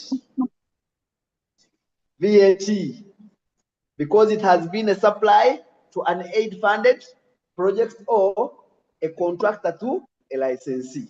And therefore, I am saying I put the amount, but I'm going to actually put 0 and also 0. That is to do with output VAT. I now want to come with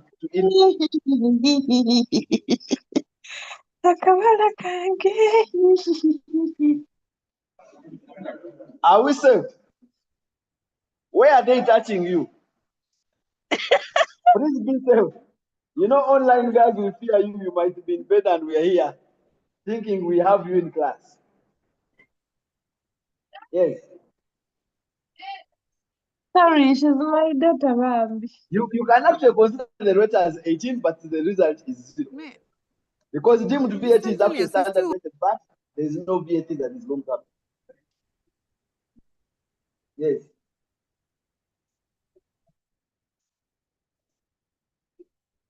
It is in Yes, the petroleum sector. pardon on deemed. Because, pardon? Pardon on deemed but. When you look at section 24 of the VAT Act, it actually identifies certain beneficiaries of the deemed VAT provision in the law. It is when a contractor, if they tell you this is the contractor of a licensee, these are guys in the mining and petroleum sector. So licensees, if you supply anything to someone in the petroleum and mining sector, these are the guys that are called licensees. The guys that you hear of ENP, Total ENP. So the contractor to a licensee, when a contractor is supplying to a licensee, as long as they tell you it is a licensee, then the impact is the contractor charges VAT, but the licensee does not pay the VAT, and therefore the contractor's effect is that their output is 0. But the comment is it is deemed VAT. The other way is when a contractor, a supplier to contractor of 8 funded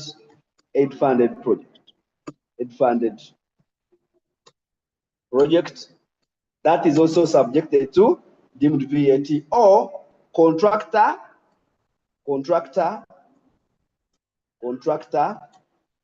to government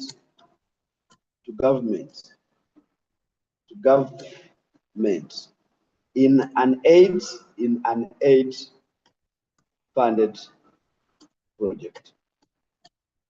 So look out for these 3 instances where you have a contractor supplying to a licensee in the mining and petroleum sector. The comment will be that this transaction, whereas it is standard rated, the effect that is that the contractor will not pay VAT, and therefore the net effect is that, look here, we know that it is standard rated, but there is no VAT because it is deemed paid by the contractor rather than by the licensee. Here is that the supplier is supplying a contractor, but this contractor is implementing an aid-funded project. So the supplier charges VAT, but the contractor does not pay the VAT. Again, it is deemed VAT. Again, the next relationship is contractor to government. Assume I have Arab contractors who has been contracted by Ministry of Works. Even when Arab contractors is charging, if raising an invoice to Ministry of Works, they are going to raise it with VAT, but Ministry of Works is not going to pay them if it is an aid-funded project. Again, it is deemed VAT. So watch out for these deemed VAT contracts or supplies. That is on output. Now, the other item that you actually need to be aware of on output are credit notes. Just a second. Credit notes. Please ask your question.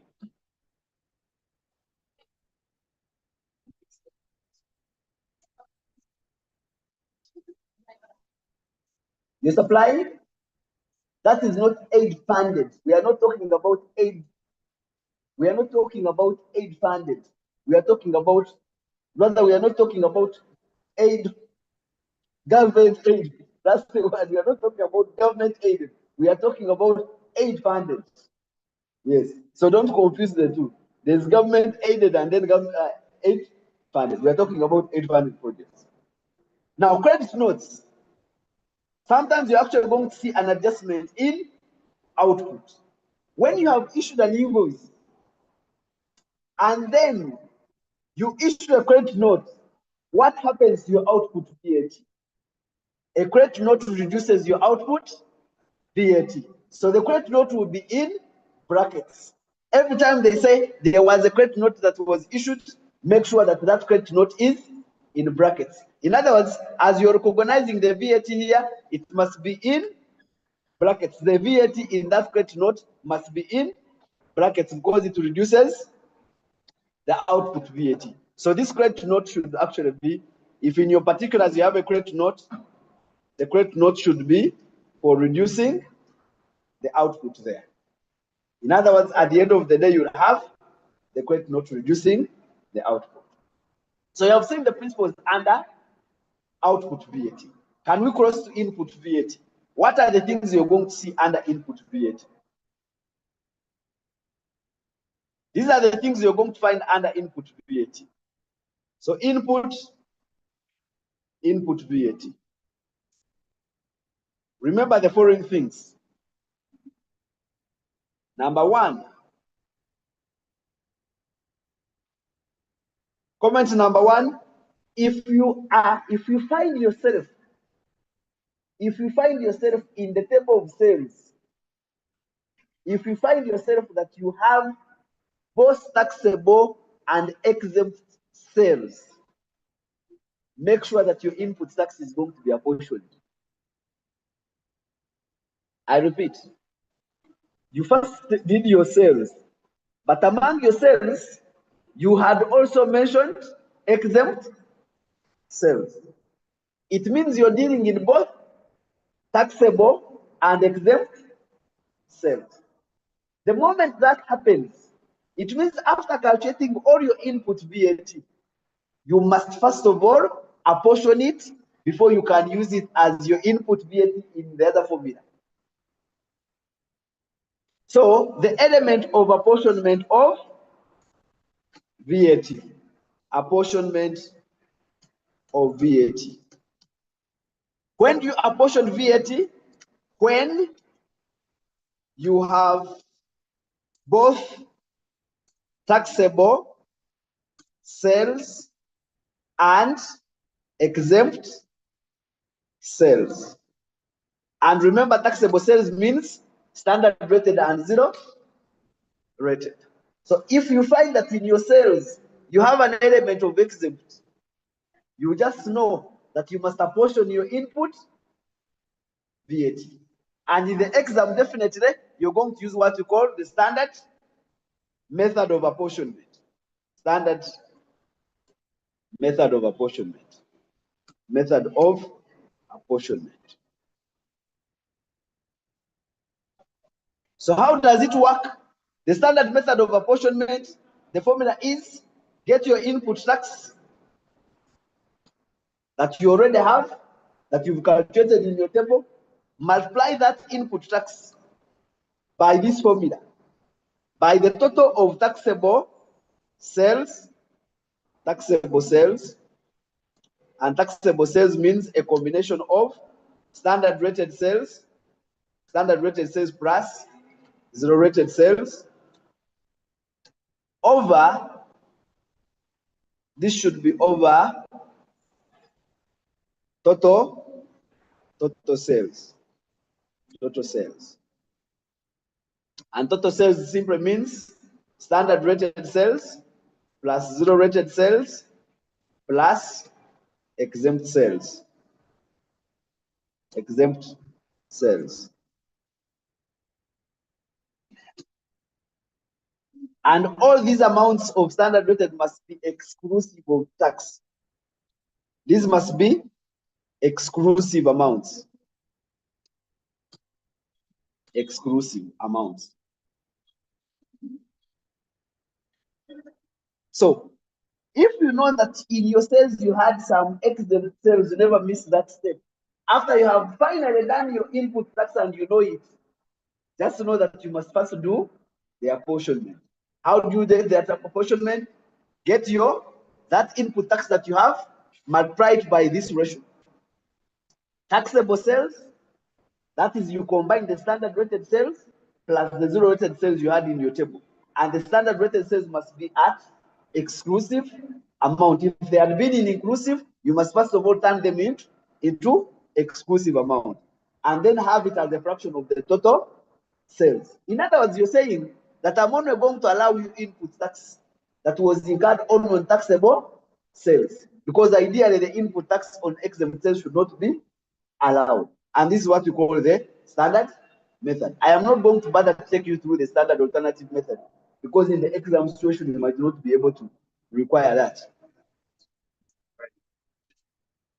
Yes.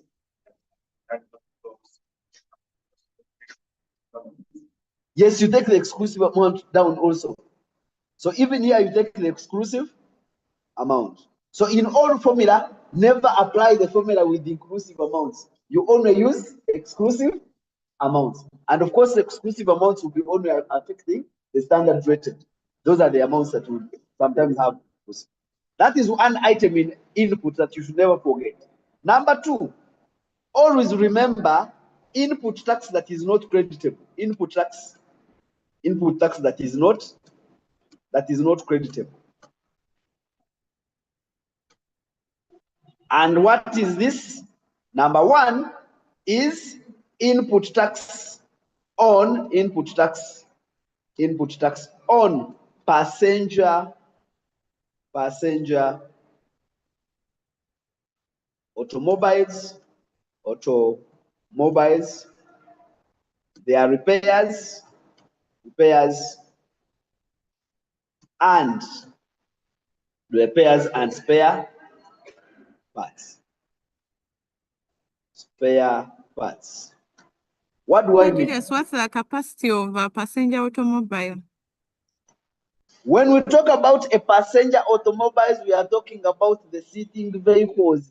It doesn't matter whether it is a bus, whether it is a minibus, whether it is a taxi, whether it is your private car, as long as it is a passenger vehicle.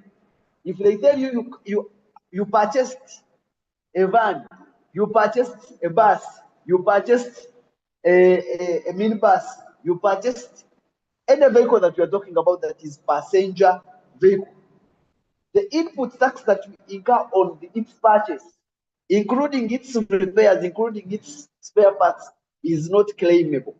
The only time you can claim that input tax is when you are in the business of buying and selling those motor vehicles, or you are in the business of tour and travel. That's when you can claim input tax on those passenger motor vehicles. Other than that, any motor vehicle that is used for passenger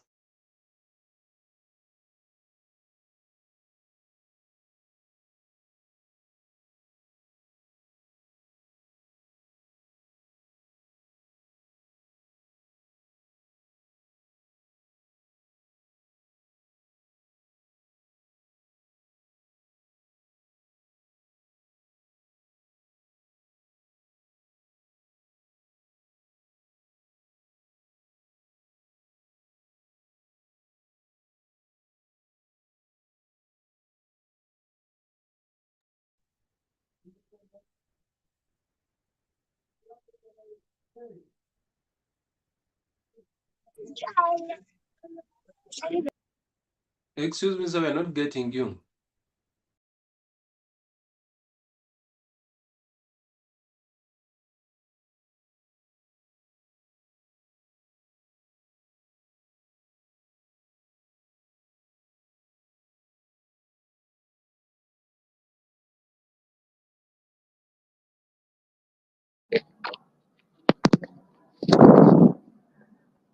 We are not getting you, sir.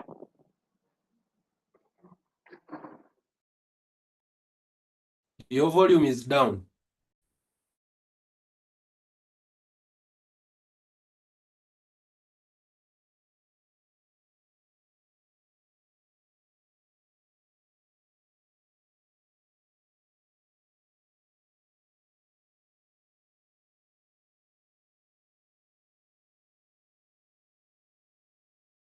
Okay, so please confirm that you can hear me.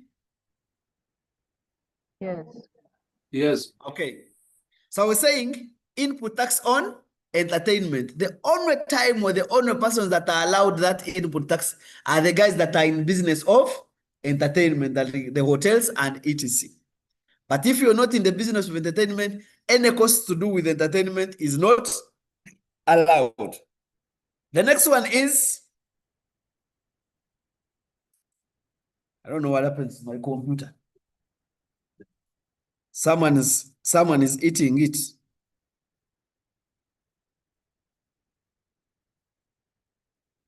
Now see. Tired.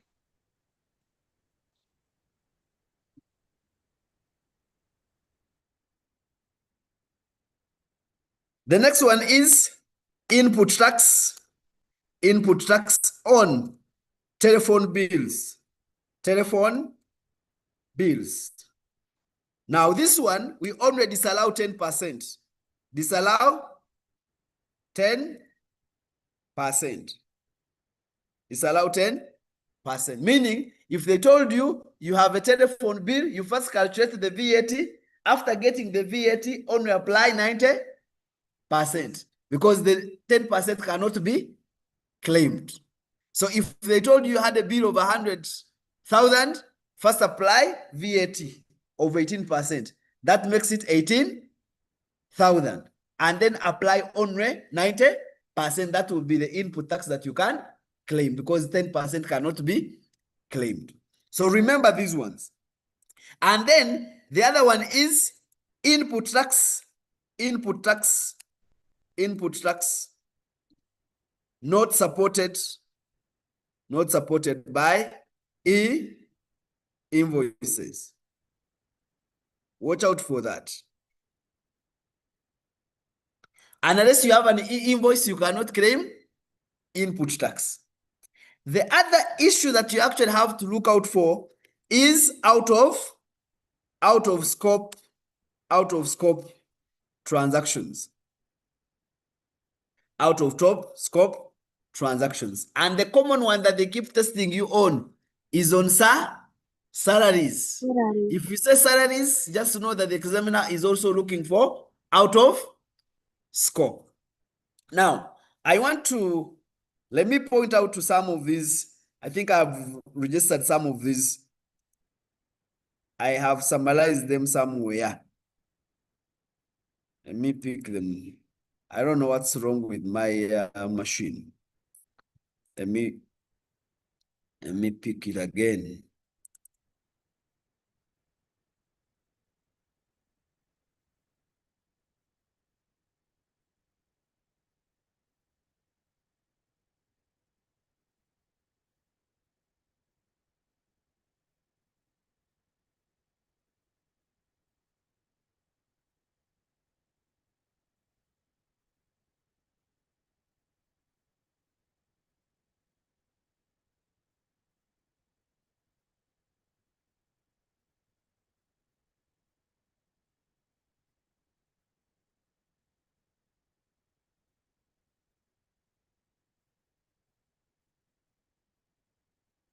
Seems the machine is tired. It has started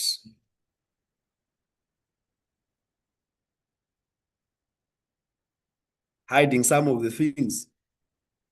Okay, so it has come back. So let's pick them here.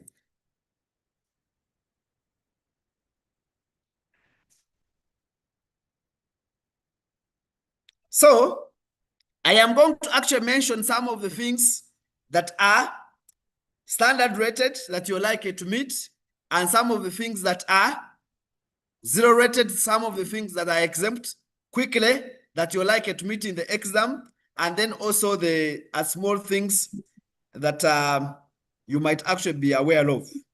So we said in the exam, you have the column for the particulars. You must be able to show whether something is standard rated or zero rated. You must be able to show whether you have you're going to use it is inclusive or exclusive, and whether you're going to use a tax rate or tax fraction, and then the amount of VAT. Now, there are items that you should always remember that have been frequenting your exam in terms of whether something is exempt, whether it is zero rated or standard rated. So the common items that are standard rated that you must be aware of. Yes. Please mute your microphone. Miriam, mute your microphone. Guys, we don't have a specific list for standard rated items, but from your past exams, these are the items that have frequented your exam that have been able to pick as standard rated. So if you see them, please make sure that you pick them as standard rated. Number 1, supply of sugar. Number 2, supply of wheat flour. Number 3, supply of clothing.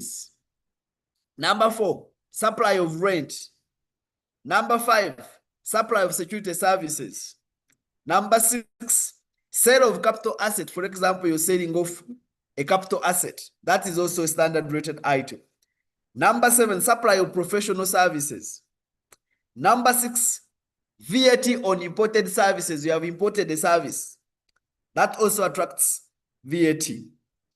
Next, supply of packaging materials.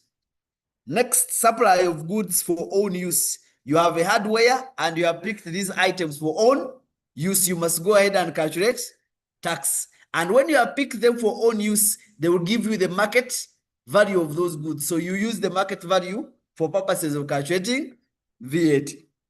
Next, supply of mobile phones. Supply of cooking oil. Supply of computers and data handling equipment. Supply by auction. Diapers. Cotton seed cake. All production inputs into irons or smelting belts. Sale by auction included as a supply of goods. Then taxable supplies that are gifted or donated to employees by employers. Supply of postage stamps. Supply of software and equipment installation services to manufacturers. Supply of goods and services to the contractors and subcontractors of hydro, electric power, solar power, thermal power, or biogas and wind energy projects for personal and domestic use. The key word is for personal and domestic use, because if they are used for business, then they become exempt. That's why I picked it.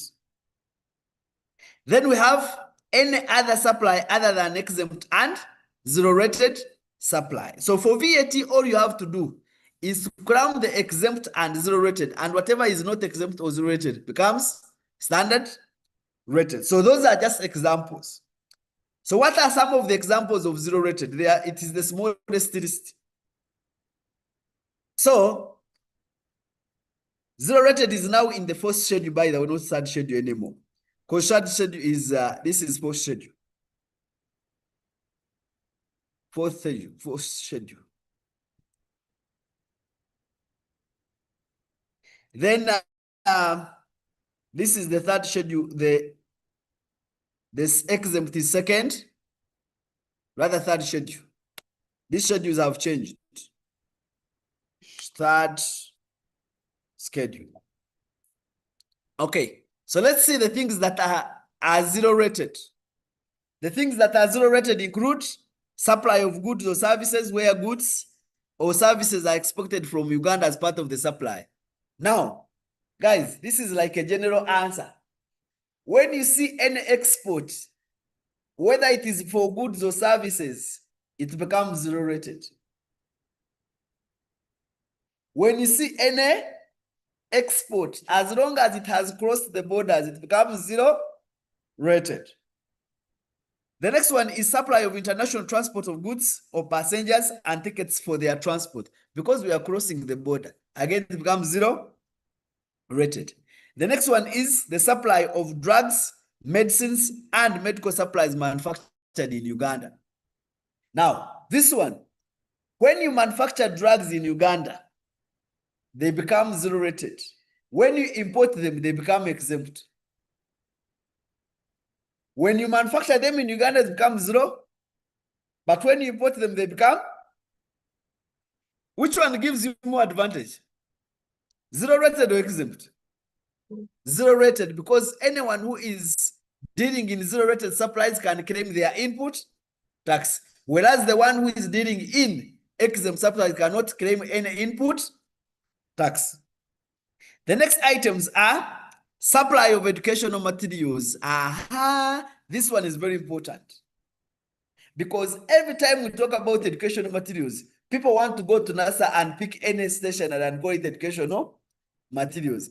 Stationery is not educational materials. The educational materials are defined. So not every stationery is educational materials. So what is educational materials? Supply of educational materials, including educational materials manufactured in a partner state of the state of East African community. Educational materials include, these are the items of we call educational materials: crayons, stencils, colored pencils, chalkboard instruments, lead pencils, ruled paper, pencil sharpeners, school registers or school books of soft or hardcover and in all sizes, chalkboards, chalk, examination paper supplied to examination boards as end users, rulers, geometry of mathematical sets, examination envelopes supplied to examination boards as end users, erasers, ballpoint pens, science-related educational materials, exercise books with soft or hardcover. By the way, exercise books are different from just books because the exercise books must be written exercise books. You have seen some of the choirs just like that. So they must be exercise books, and exercise books are written on exercise books.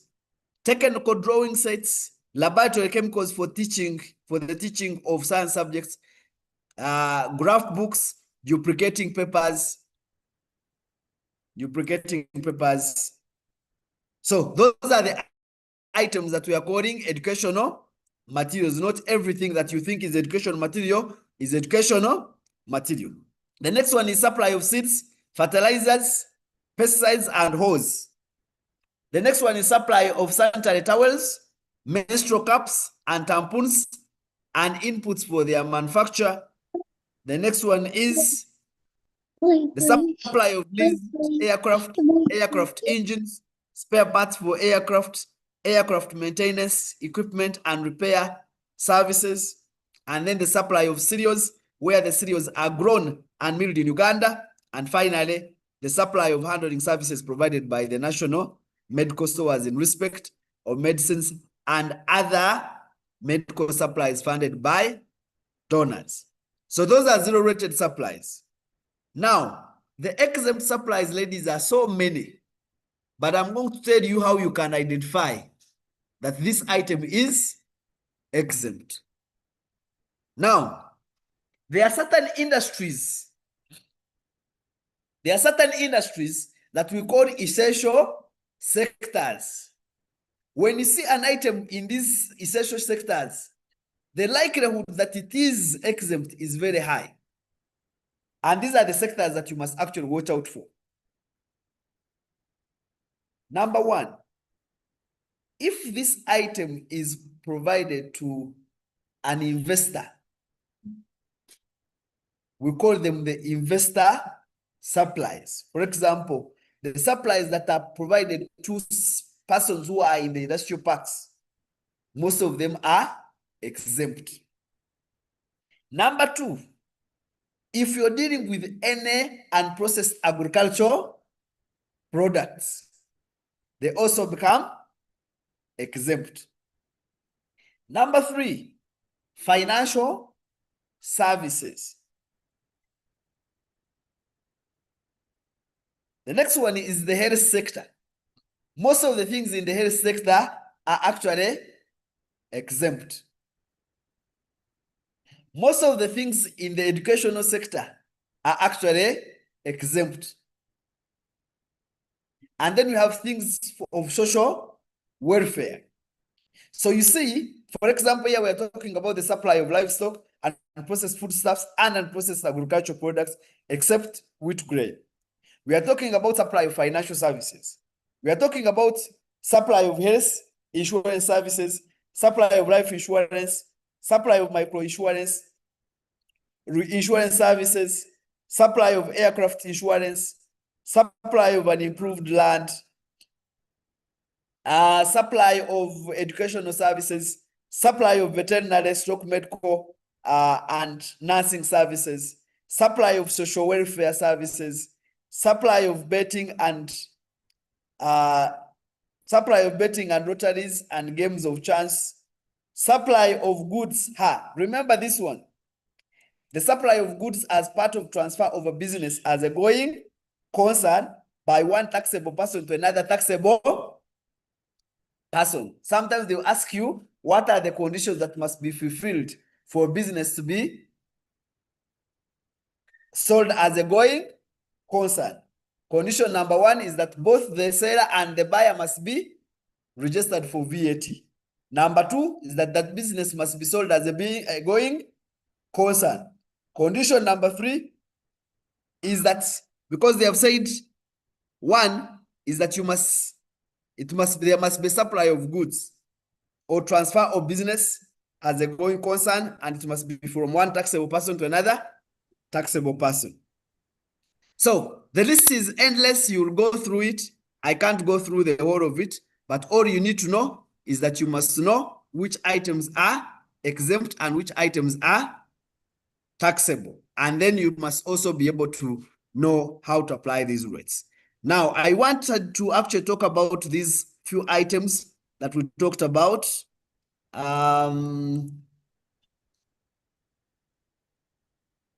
So the first item we talked about is the supply or import of passenger automobiles. I talked about that. Entertainment, I also talked about that. Telephone services, I also talked about that. Payment for entertainment made by a taxable person for membership of a person in a club, association, or society, that is also not creditable. Then, those ones I've talked about. The other items that you must remember in VAT under input tax, salaries and wages, we say those ones are out of scope. Note number 4, when the amount is VAT inclusive, we said you get the VAT inclusive amount times 18 out of 118. We said when the VAT is exclusive, apply the 18% or 18 out of 100. I talked about VAT withholding, and then I also clarity on that. Pardon? More clarity on the VAT withholding. I said on the VAT withholding, if you see the note here, I say if you are a designated withholding agent and also not exempted from withholding tax, it means that you will withhold VAT from your suppliers, but the customers are also going to withhold from you. And we said withholding VAT is 6% of the amount exclusive of VAT. So if they tell you that is VAT withholding, is you it get different 6%. From the one under income tax? Pardon? Is it different from the one under income tax? Yes, this is different from the one under income tax. We have VAT withholding and we also have income withholding. So the one we are talking about is now VAT withholding, which is 6% of the taxable amount, and the taxable amount is the amount exclusive of VAT. Now, I said in the formula, if we go back, we said output VAT. Assumption is that you know how to calculate output VAT. You remove input VAT, get the VAT payable, claimable, and from that, you remove the VAT offset.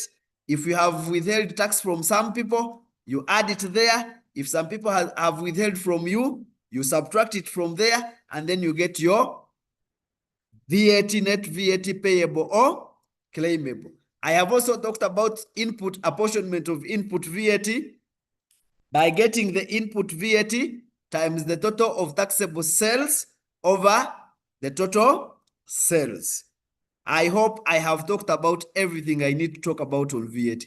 Now you can ask all the questions under VAT and I will answer them at this point. Yes. Kindly throw some light on goods returned to a supplier and bad debts. Okay, when goods are returned, it means you're going to issue a credit note. When you issue a credit note, that reduces your output VAT.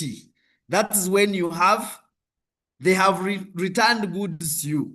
You had issued an invoice of output, they have returned goods to you. If you're the one returning goods to the other suppliers, once you receive a credit note, it reduces your input tax if you're the recipient of the credit note. So the guy that issues the credit note reduces his output. The guy who receives the credit note reduces his input. Bad debts? Bad debts, those ones do not form part of your equation here because bad debts form part of your refund. If you have bad debts, for example, if you have any sale that you made on credit and you have taken about 2 years without collecting that, then you can ask for a refund for a bad debt. But if we had given you a refund for bad debt and finally someone comes and pays, that becomes part of your output VAT. So if they tell you that you recovered some bad debt, you must include it as part of your output VAT. Anything else? Yes, supply of betting, game of chance, and lottery.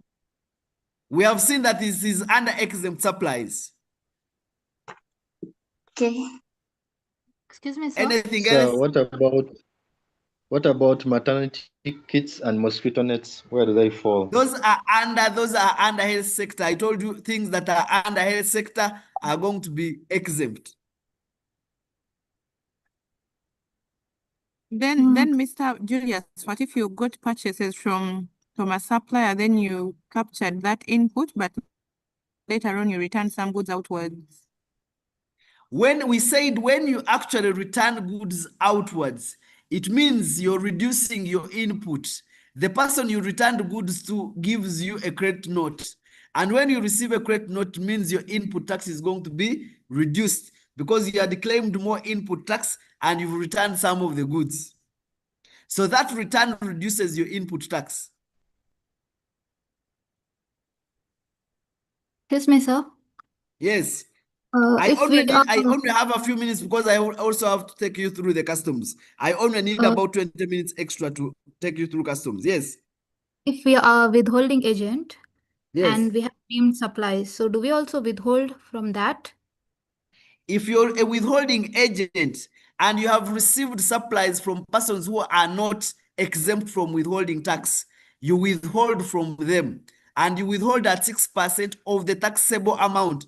Taxable amount means the amount excluding VAT. Please never make a mistake to apply 6% on the VAT amount. You apply the 6% on the exclusive amount. Don't apply it on the VAT amount component. Can we switch now to the last part? And do I get a credit certificate for that I can put when I'm offsetting in my returns? It automatically comes to your ledger once you have actually a credit withholding. If someone withholds from you, and as long as they file their VAT return, it automatically comes to your ledger, and therefore you get a credit automatically. Excuse me, sir. If, for example, you have your sales and they told you they're inclusive of VAT, but then you're a withholding agent, so does that mean you have to first gross up the figure? Now, and if then you the reply amount them? was inclusive of VAT and you're withholding agent, what do you do first? You first turn it into exclusive amount. Do you know how to turn inclusive amount into exclusive amount? You get that amount that is inclusive multiplied by 100 out of 118. Because if you are picking the VAT component, you multiply by 18 out of 118. It means for you to get the exclusive amount, you get 100 over 118 and multiply by that amount that is inclusive of VAT. You'll be getting the exclusive amount, and then you can apply your withholding VAT on the exclusive amount. So one more, please. Unprocessed agricultural products like wheat grain. Then no, the wheat supply grain, of wheat grain is standard rated. That's why they said you unprocessed food products other than wheat grain, because wheat grain is standard rated. Okay, Yes. supply of photocopiers to unregistered taxpayers. That is still standard rated. Whether someone is unregistered or not, when you're the one supplying to them, for you charge them VAT. All right, thank you. Okay. So guys, let's look at the last part. We use the next 20 minutes to look at the last part. Julius, just a last question. If you're supplying to someone who's supplying you is not VAT registered, does that mean you can't be able to claim it? When someone is supplying you, but they are not VAT registered, they cannot charge you VAT. Or sorry, if it is you supplying and then you're supplying to someone who's not VAT registered, do you still claim? Even if they are not VAT registered, but you're the one supplying to them, you would charge them VAT if you're VAT registered. So it is not about them, it is about you. Are you registered for VAT? If the answer is yes, then you must charge VAT. Okay, If you're thank buying you. from someone who is not registered, it means they have not charged you VAT. So you have nothing to claim. Yes. Pardon? Reverse VAT, that is VAT on imported services.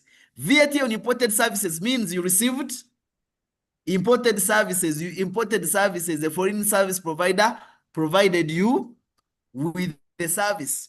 There, you're the recipient. You're the one who suffers VAT.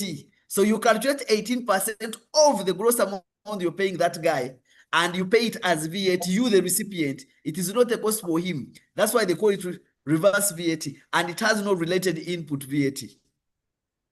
So, you know, ideally it would be the other person suffering the VAT, but you're now the one suffering VAT, yet you're the recipient. So you, the recipient, you're the one who calculates 18% of the gross amount of the service that they provided to you, and then declare it as VAT on imported services. Yeah. Okay. Let's come back to the last part of customs. Now, this part is the most easiest. But if you make a mistake, it kills you. The reason is, every computation you make is based on the customs value. So if you get the customs value wrong, you get all the computations wrong. But when you get it right, it is the easiest to do. That means that you must be careful when you're doing a number on customs. It is the easiest, but when you make one single mistake of getting the customs value wrong, it means all the taxes you're going to calculate are going to be wrong, because the taxes are based on the customs value. Julius, Mr. Yes. Julius, do you think, does it mean that they can't even give me marks for entries? The No, correct they'll entry? give you the marks for having calculated the customs value, the entries you have made. But definitely those are not many marks. Up to the point of customs value, you're not going to have so many marks. The biggest marks are on the calculation of the taxes. Yeah, okay. So in terms of the calculation of customs value, and it is easy to know, the principle is one. When you're dealing with a customs number, ask yourself, have they imported a motor vehicle, or have they imported any other goods or equipment? Now, if they are importing a motor vehicle, most of the times they give you what we call the URA's predetermined value, and that becomes your customs value. They have saved you from so many things. That is only on motor vehicles. But for any other goods, you must calculate your own customs value. The trick is one. All costs that you incur from wherever you're importing the goods up to the point of first entry become part of the customs value. And when I say the point of first entry, if it is Mombasa, the moment goods land at the port like this, any other costs cannot be included in your customs value. Pardon? I am saying that the customs value, remember the other name of customs value is CIF, for goods that are coming by sea or by road, or C and I if they are coming by air. Now, what is CIF? CIF means the cost of the goods plus the incidental costs that you incur along the way. I'll give you a scenario. I have gone to China to buy goods. What am I going to do? And listen to the story so that you are able to coordinate the costs. When you become more practical, it is easier for you to pass it. When I go to China, there is someone who has a warehouse where I am going to go and tell him I need these goods. That guy is going to give me the goods and I pay for them, and then he puts for the goods outside his warehouse, because that is all he does. Look at people what in Chukubo. You go to the shop, buy the goods, and they put for you the goods at the entrance. You're the one who will know how to take them wherever you are taking them. So relate it with that. So I have gone to either factory or warehouse in China. That is the first step where they are going to charge me the price of the goods that we are calling the purchase price. Sometimes it's called the commercial price. Sometimes it's called the ex-factory price. That is the starting point. So the ex-factory price can only be affected by a discount. So if they gave you the ex-factory price or the commercial invoice price, but the person was given a discount, first knock off that discount on the ex-factory price. So you get the ex-factory price, first knock off the trade discount. It means now you have the price that was offered to you by the other party. What are the other costs you're likely to incur? You're going to incur loading and offloading costs. Before you even load, you're going to incur costs such as packaging costs, because these goods must be packaged. Then you're going to incur loading and offloading costs. You're also going to incur some transport from China, inland transport, up to the port. When you get to the port, you now have to pay for freight costs. You have to pay for insurance. And then the goods come and reach Mombasa. The moment they reach Mombasa, any costs from the point of Mombasa as you come into Uganda are not part of the CIF. Just cram it and know that the moment goods reach Mombasa like this, costs at Mombasa, costs inside Uganda, costs after Mombasa are not part of the CIF. So things to do with like damage, things to do with storage costs at Mombasa or Dar es Salaam are not part of the CIF, are not part of the customs value. Things like clearing costs are not part of the CIF because the goods have already reached Mombasa. So the moment goods drop at Mombasa like this or Dar es Salaam, any costs that are incurred thereafter cannot be part of the CIF. Now, I'm going to take you through the costs that have come in every exam, which are included and which should be excluded. Just cram them. You will discover that they can help you do any number on customs. So we said step number one when you're doing a customs number is determine the customs value. After determining the customs value, step number two now is to calculate the relevant taxes. Now, how are you going to organize your answer? This is how you're going to organize your answer. Step number one is that you're going to calculate your customs value. How do you calculate your customs value?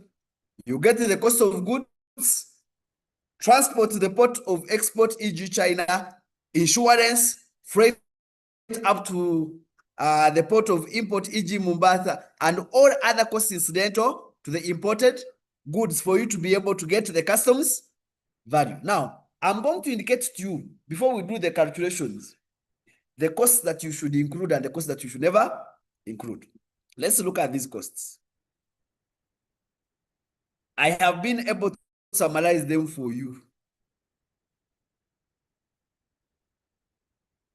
Look at these costs. So,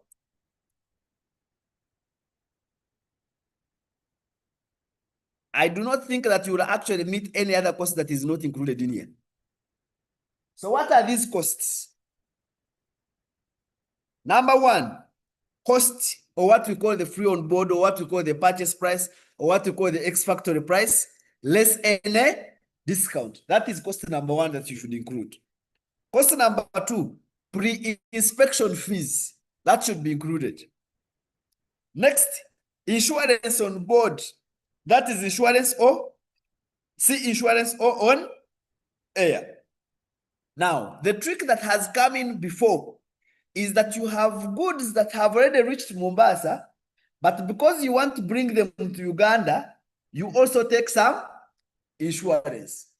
And I told you any cost after Mombasa cannot be part of the CIF. So any insurance, for example, from Mombasa to Uganda cannot be part of the CIF. So I called it insurance inland, e.g. from Mombasa to Kampala. That should be excluded. Freight.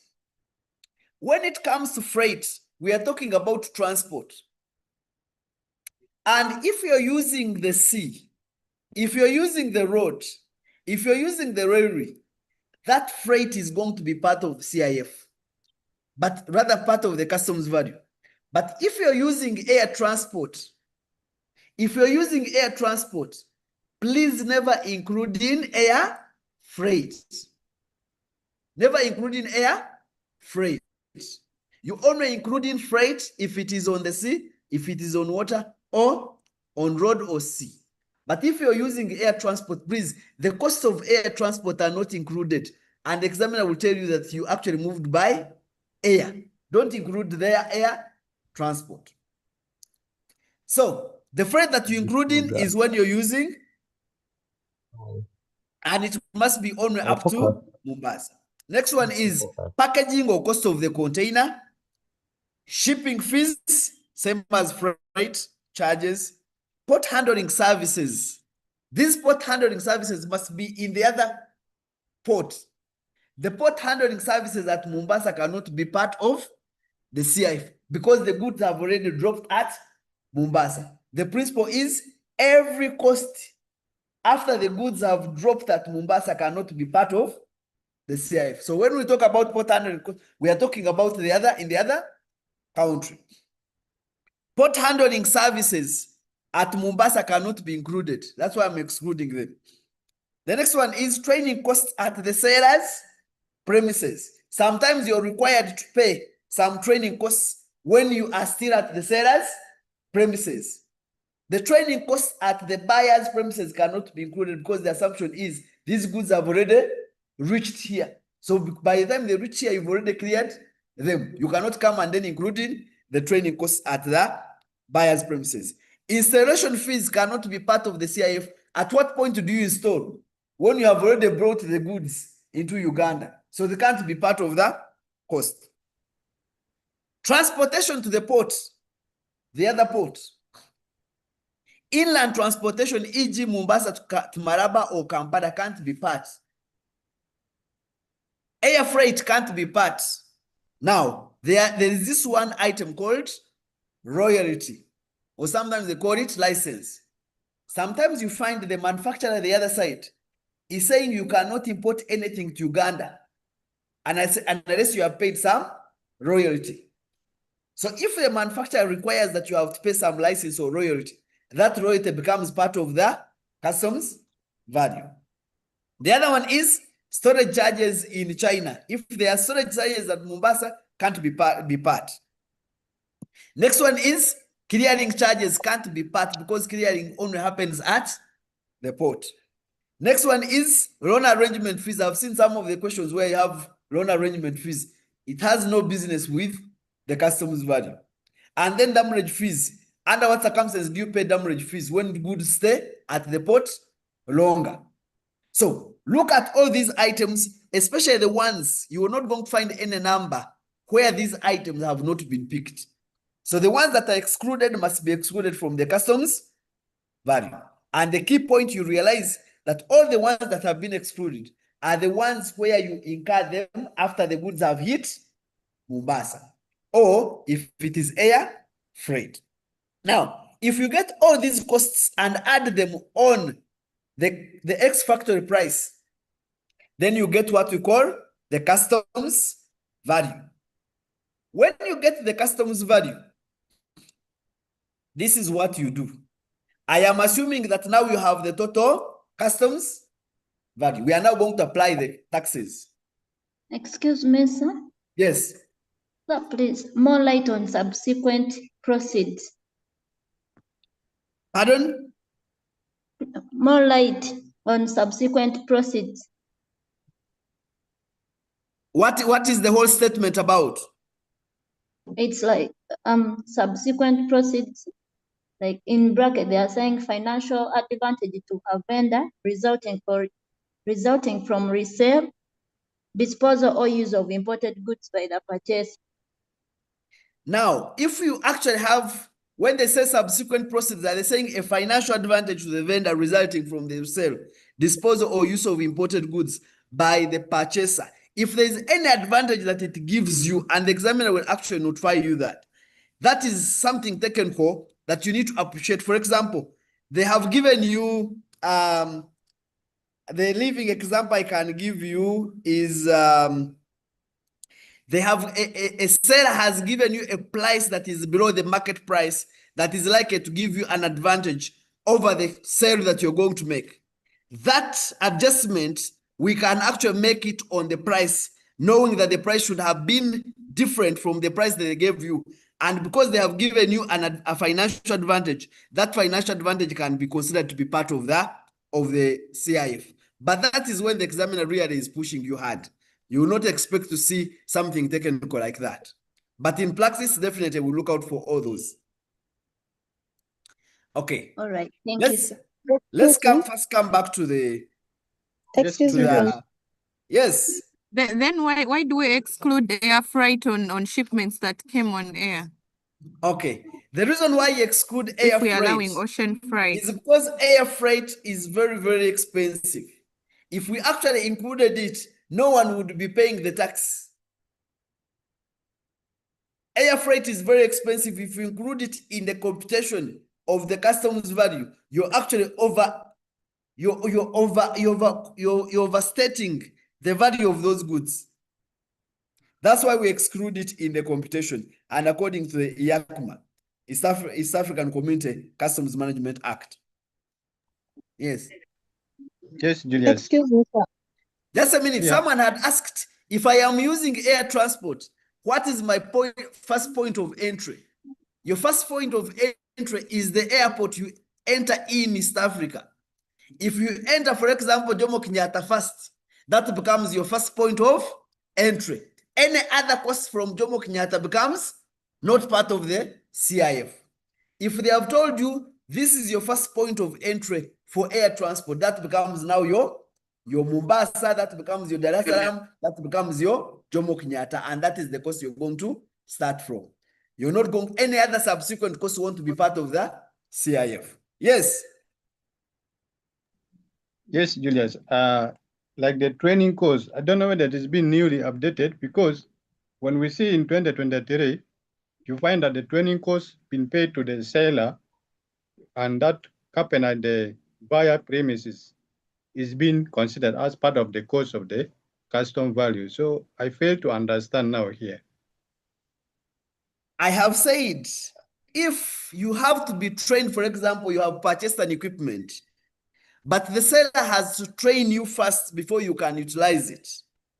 That cost is going to be part of the CIF, because we are saying you cannot use this asset, use this equipment without the attached training, meaning the cost of training is part of the purchase. They have told you that it is a condition that you cannot actually use this equipment without the training. In other words, they're saying part of the incidental costs is that you must be trained to use this equipment. So if that is the case, then the training becomes part of the cost. Okay. Thank you. Guys, let's first move like this. Now, assume I have my CIF. How then do I apply the relevant taxes? And what is the procedure? Please don't jump into, you must follow the procedure, because these taxes are calculated using a specific procedure.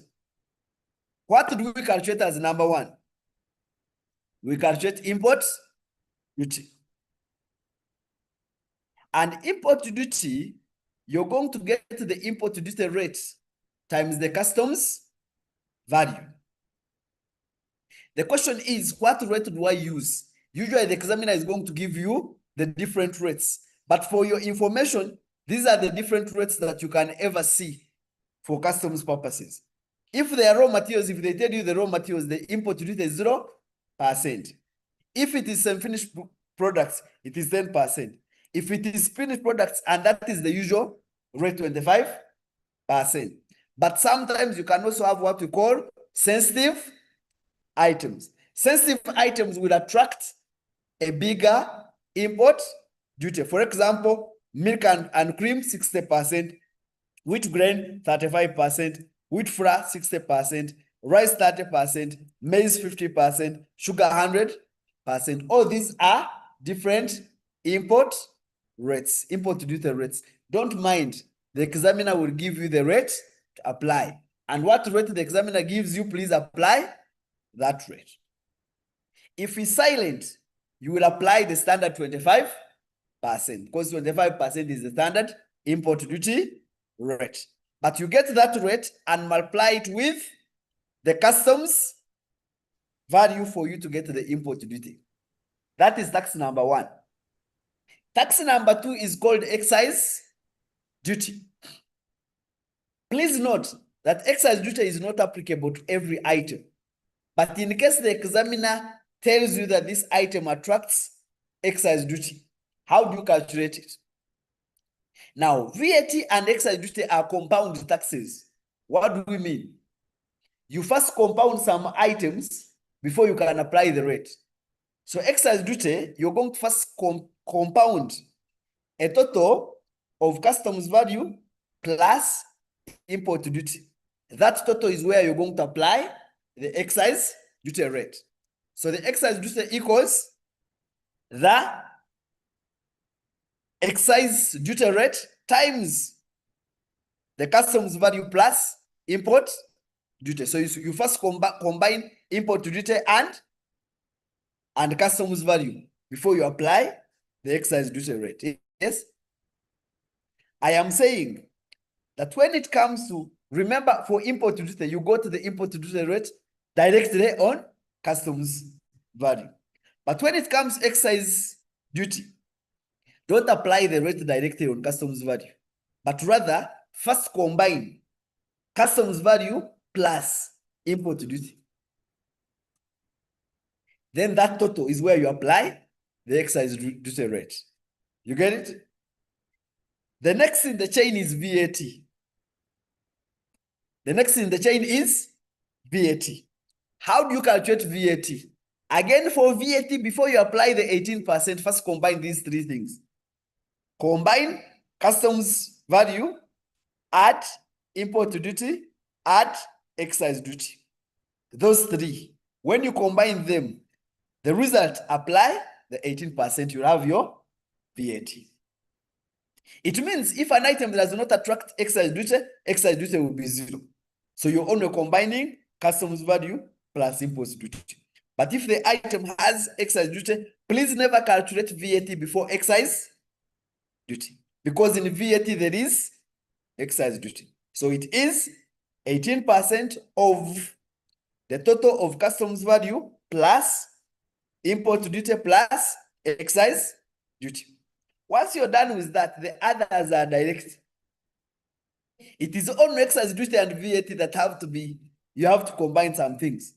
But others are direct. So what are the others? The others is withholding tax, which is 6% of the customs value.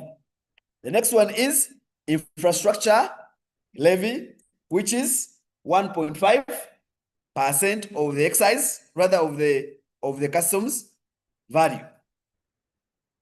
Now, they have introduced what we call import declaration rate. If in the exam you see an import declaration rate, please also go ahead and calculate it. It is 1% of the customs value. But wait for the examiner to tell you that it attracts import declaration rate. So the import declaration rate that is a new creature is 1% of the customs value.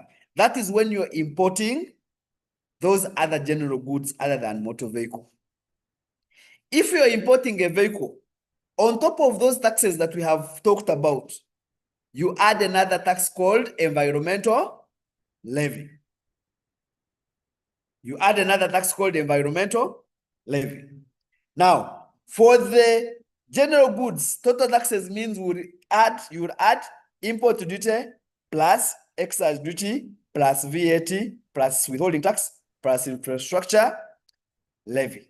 That is the total taxes for the general goods and equipment.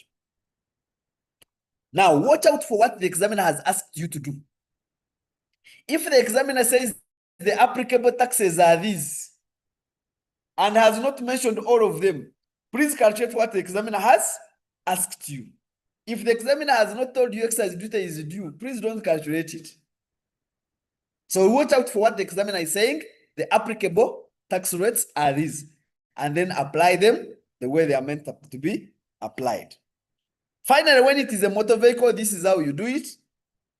If they have given you the URA predetermined value, you use that as the customs value. And from that, apply import duty at 25%, apply VAT, and we said VAT first combine the customs value plus the import duty, apply withholding tax, apply environmental levy, apply infrastructure levy, and you also have your total customs taxes as import duty plus VAT plus withholding tax plus environmental levy plus infrastructure levy. I have already talked about the notice saying if you have been given the URA predetermined customs value, then there will be no need to calculate customs value again. Use the same to calculate the applicable taxes if they have given you the predetermined value by URA. Okay, I think I have basically talked about everything, and unless you have now specific questions. Yes? I've seen questions where they give the X factory price, then the price of identical goods, and then the trade discount. How do you do about that? Now, when they have given you the X factory price and they have given you the discount, you make sure that the discount is reduced from the X factory price. When the CIF value, when the customs value has failed, that's when they will actually think about the transaction value of identical goods. But before that transaction value fails, or when they tell you it has, when they don't tell you it has failed, then the value of identical goods is useless. And unless they actually tell you that whereas you actually had the commercial value and it was saying the X factory price was saying 100,000, the other goods that have been imported that are identical are saying the goods are supposed to be at 120. The only difference could be that someone was given a discount. That's why the price has moved from 120 to 100.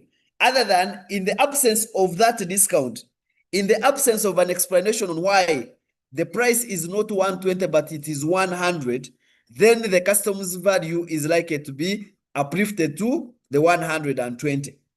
If you can confirm that the 20 was removed because of a discount, then they will actually take the price less discount. Have I answered your question? Excuse me, sir. Yes. I am left with only 8 minutes to close this session. I have a question. I have a question Yes. on the same topic, but then it was a statement. They were like, as a requirement for exportation of food and beverages. So these people were exporting alcoholic drinks.